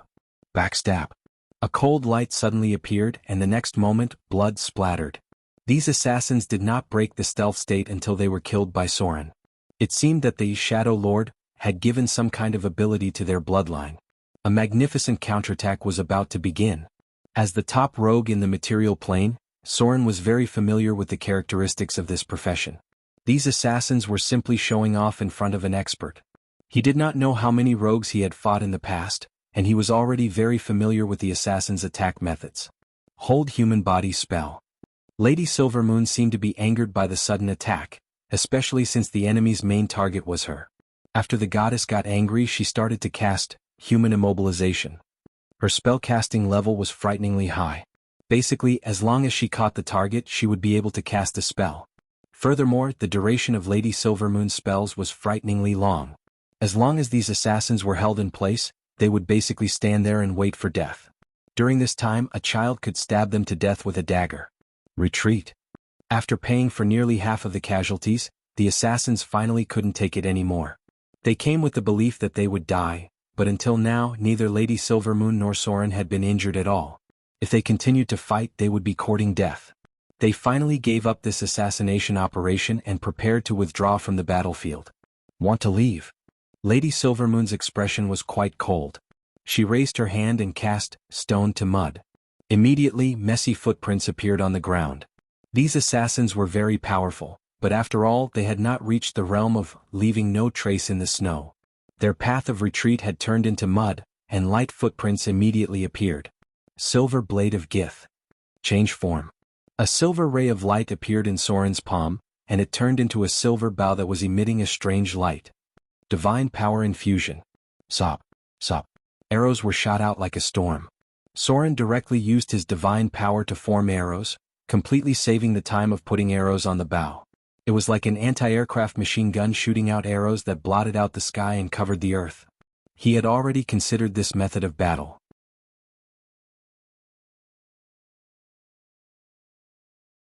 The effect was even more powerful than Missile Storm. The downside was that it consumed a lot of divine power. One arrow cost 1 divine power. Puchi. Thump thump. Continuous sounds of people falling to the ground rang out, and blood splattered in the air. Soren turned his palm, and the battle bow of Gith turned back into a silver-white metal ball, and then disappeared into the Battlemaster gloves. At present, this weapon was not complete. Although Gloria had completed some of its abilities, it was not enough to be used as Soren's main weapon until it reached the level of divine weapon. If he wanted to exert its real combat power, he was afraid that only the fragments of the divine weapon could be used to repair the silver blade of Gith. The Northern Witch Council had such a piece, but the Eye of the North would not give it up so easily. Soren needed two divine weapons. A main weapon and an offhand weapon. Divine power infusion completed the embryo of the main weapon, but the silver blade of Gith as an offhand weapon was still too far away. You actually have such a thing? Lady Silvermoon looked at the silver-white metal ball in Soren's palm with surprise and said slowly, "Silver blade of Gith? This thing is a little hot." Soren smiled and did not answer at all. He was not afraid of the Gith Yankees now. The Avatar crisis had broken out, and the Gith Yankees were probably worried about some astral world beasts. How could they have the leisure to find trouble with him? "Let's go. The Shadow Lord is not here. I'm afraid he doesn't dare to show up easily, because my old enemy also wants his priesthood." Lady Silvermoon's face did not look very good when she said this. She and the Lady of the Night had been fighting for thousands of years, and she had always been at a disadvantage. She naturally felt uncomfortable when she mentioned her old enemy. The Lady of the Night could be said to be the three giants of the gods of the evil alignment. One was the Queen of Spiders, one was the Storm Lord, and the other was the Lady of the Night. In the past, the Massacre God system was in the axis of the evil alignment, but with the seal of the God of Murder and the half-dead Dread Lord, there were only these three gods in the evil alignment. "Let's go." Having just encountered an assassination, Soren's face did not look very good. There was no way he could get along with the Shadow Lord. If the Shadow Lord wanted to level up, he had to obtain the priesthood of Wanderer. If Soren wanted to climb up, he could not avoid the priesthood of Shadow. Both sides were destined to fight to their heart's content. But he did not expect the Shadow Lord to make his move so quickly. I'm afraid. Following this, the churches and forces of both sides would inevitably clash. Soren had never been a person who would sit still and wait for death. Since both sides were destined to be enemies, then he had to plan how to deal with the Shadow Lord. Mid-level divine power. He was a very, very dangerous enemy. It would be very difficult for Soren to kill him alone. Soren had to find some partners, and these partners had to be at least demigods. Otherwise, the Shadow Lord's divine power, time stop, would kill them all. Princess Royal. This was the first candidate that Soren thought of. There was no other way. Princess Royal's signature was there. She had always been one of the few candidates who could challenge the gods in the material plane. So who was next? Soren thought of Gloria and Fallen Witch, but he quickly ruled them out. He could not bear the fact that Gloria was facing the threat of death. Soren had always been a male chauvinist. Although all the women in this world were very strong, it could be seen from his desire to protect Vivian. He cared about these people very much. He was not willing to let them risk their lives to help him deal with an enemy like the Shadow Lord. He thought so in his heart. Suddenly, a very bold idea popped up in Soren's mind. A name appeared in his mind. Ascender, Eugene. The leader of the orcs, the most powerful war shaman in the material plane, and the existence of the natives who relied on his own strength to become a god. A peerless master who could also fight against the gods in the face. P.S. Search for the official account of Buddha on WeChat. Clicking on the advertisement is equivalent to subscribing to it.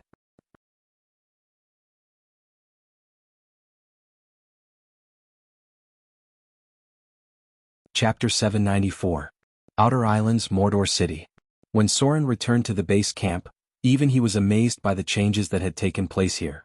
The Golem army had taken shape. This not only meant that the combat power of Mordor City had been greatly improved, but it also meant that Mordor City had an extraordinary labor force. The size of the Golem army was now close to 600, of which more than 500 were clay golems and stone golems, the rest were steel golems and a small number of diamond golems.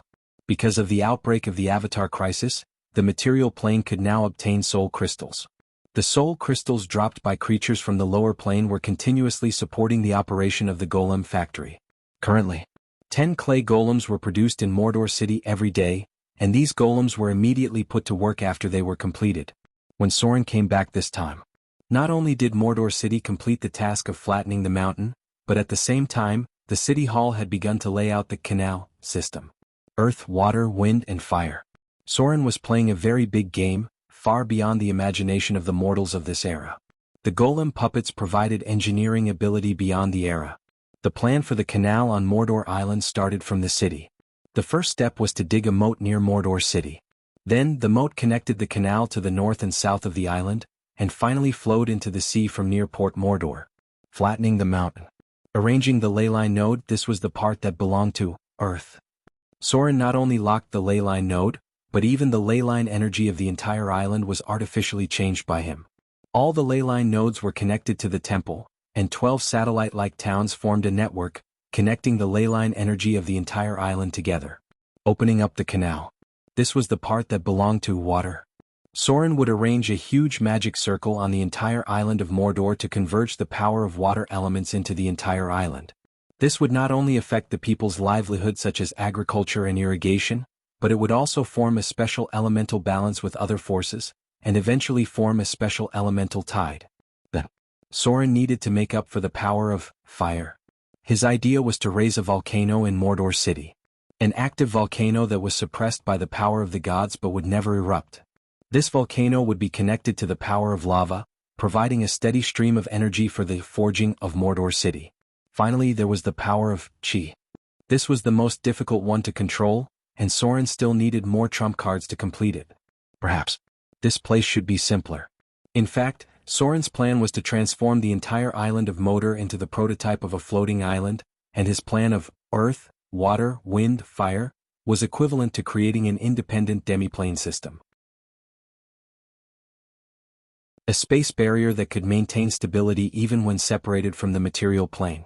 This was mentioned earlier. All planes could be divided and changed. Many of the dimensions in the Bator Inferno were plundered from the abyss and then changed the planar laws.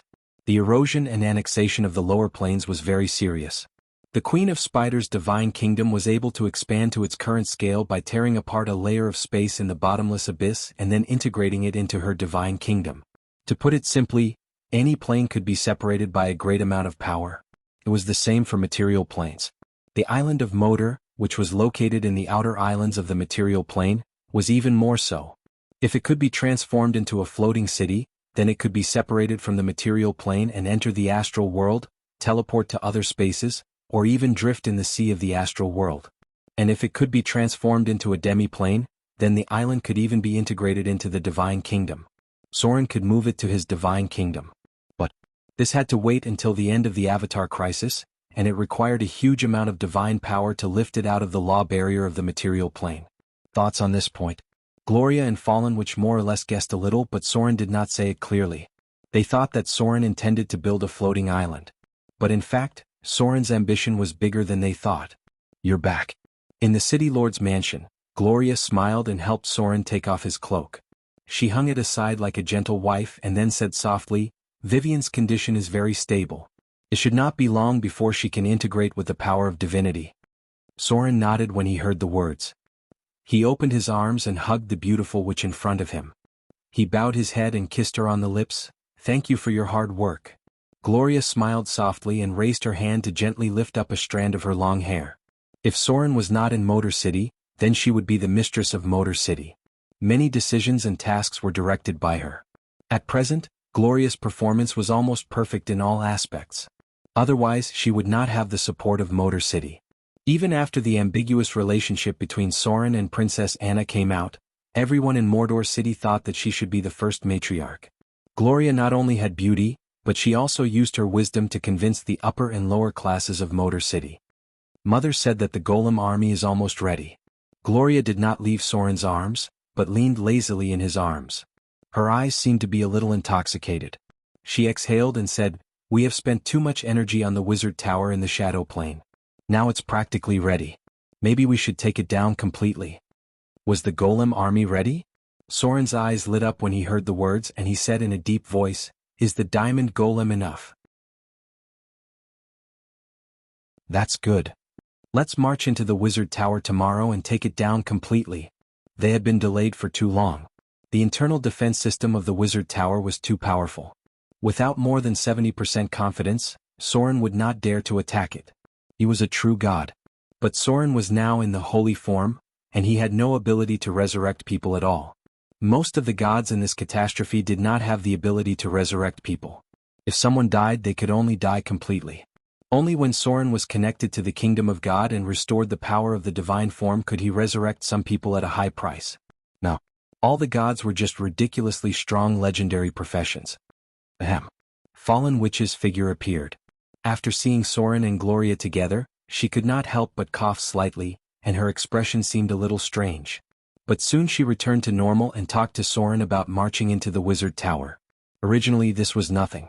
But just after the three of them finished discussing all this, Fallen Witch suddenly sent a message to Soren through telepathy before leaving. It's time to please the Queen of Succubus. I haven't sensed the will of the Queen of Succubus yet, but the emblem she left on me is still working. I have some questions to ask you. P.S. Search for the official account of Buddha on WeChat. Clicking on the advertisement is equivalent to a genuine subscription.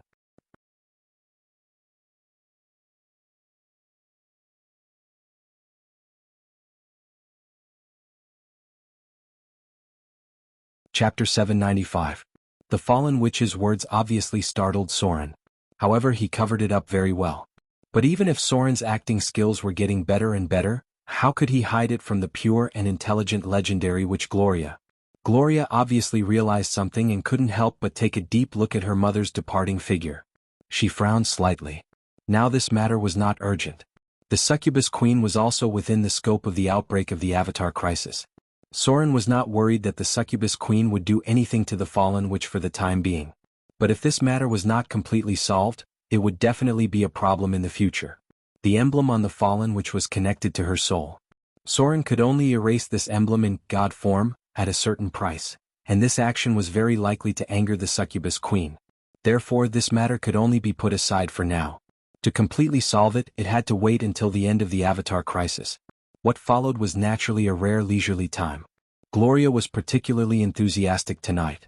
She took the initiative to do many difficult positions and different biting methods, which was simply contrary to her past habits. This made Soren wonder if she had already noticed something. Thinking of this, he inexplicably felt a little guilty. No matter what. In such an era, in such an environment, how to deal with the disaster of the Avatar crisis was the most important thing. So whether it was Soren, Gloria, or the Fallen Witch, these things were just trivial. To them these things were just side issues. The most important thing was how to continue increasing their strength and ensure that they could safely survive this turbulent era. More and more gods fell into the mortal world, and now ordinary people knew that the saints had appeared. This era was very inclusive of the gods. The Queen of Spiders was an example, and so were the main gods of the elven god system. Even Mother Earth and the god of light were together and gave birth to the goddess of agriculture. Mortals were very receptive to the stories of gods. Similarly, if these things happened to some gods, especially the gods of the evil alignment, people would be able to accept it very quickly. Gloria's lack of abnormalities might have been due to this. These trivial matters were temporarily put aside. The next day, Soren summoned the top fighting force of Motor City and prepared to take down the wizard tower in the Shadow Plane. The participants were as follows: Soren, Lesser Divine Power; Gloria, Legendary Witch; Kalina, Legendary Witch; High Priestess, Advanced Legendary Psionic Warlock; Saruman, Advanced Divine Wizard; Shadow Dragon, Adult Giant Dragon, Combat Support; and Diamond Golems, 5 Cannon Fodder. The top combat power of Mordor City gathered together.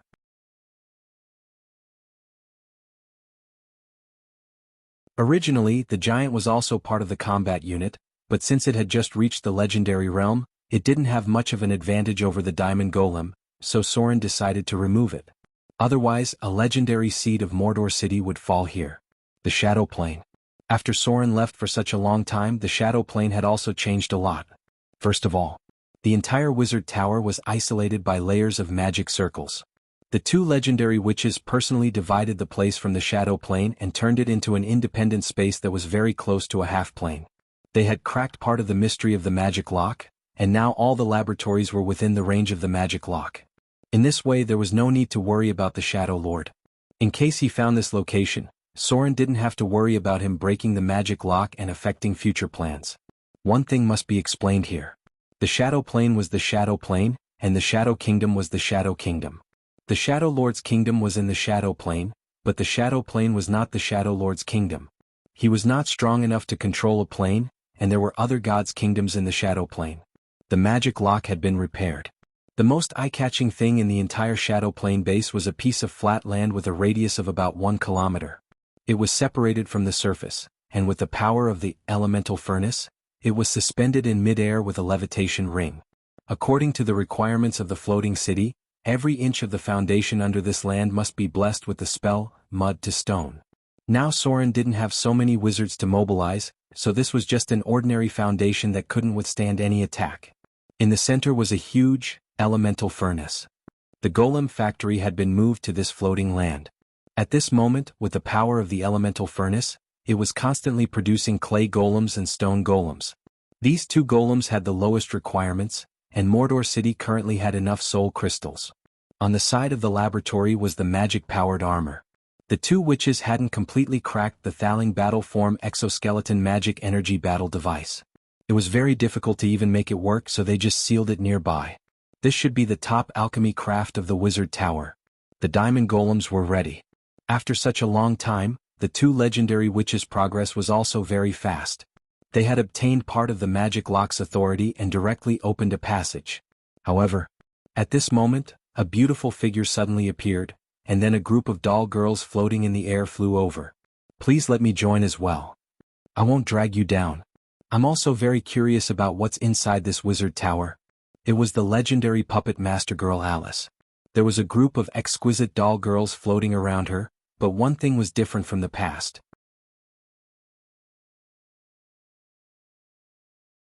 These doll girls were no longer in maid clothes, but dressed in combat clothes. He didn't expect them to have combat equipment as well. When the others heard this, they couldn't help but look at Soren. Obviously, this matter needed to be decided by him. Soren thought for a moment, then nodded and said, "Okay. But you have to be careful. The inside of this wizard tower is very dangerous. I'm not sure what will happen on the upper level." The higher the level, the more dangerous it was. Alice was equivalent to a legendary spellcaster. Her combat power must be very good. Soren had the intention to include her in the system of Mordor City, so he didn't choose to refuse at this time. Thaling in this wizard tower was too much. One more legendary spellcaster was one more guarantee. As for other things, they would think about it after they took it down. So, the group of people was ready. The diamond golems as cannon fodder took the lead in the front, and the others began to cast spells and were ready to enter combat state at any time. This battle. If they could succeed, Mordor City might be able to raise a tower. P.S. Follow Buddha on WeChat. Part of the game concept has been released on the public account, and the story will be updated next month. You're tuning in to the Han Lee's Wuxia Chronicles YouTube channel. We're so grateful for your support, and don't forget to subscribe to join us on this incredible journey through captivating stories. Your generosity through donations truly makes a world of difference, as it's the primary source of revenue that allows me to expand and enhance this channel for you. Thank you from the bottom of my heart for being a part of this adventure.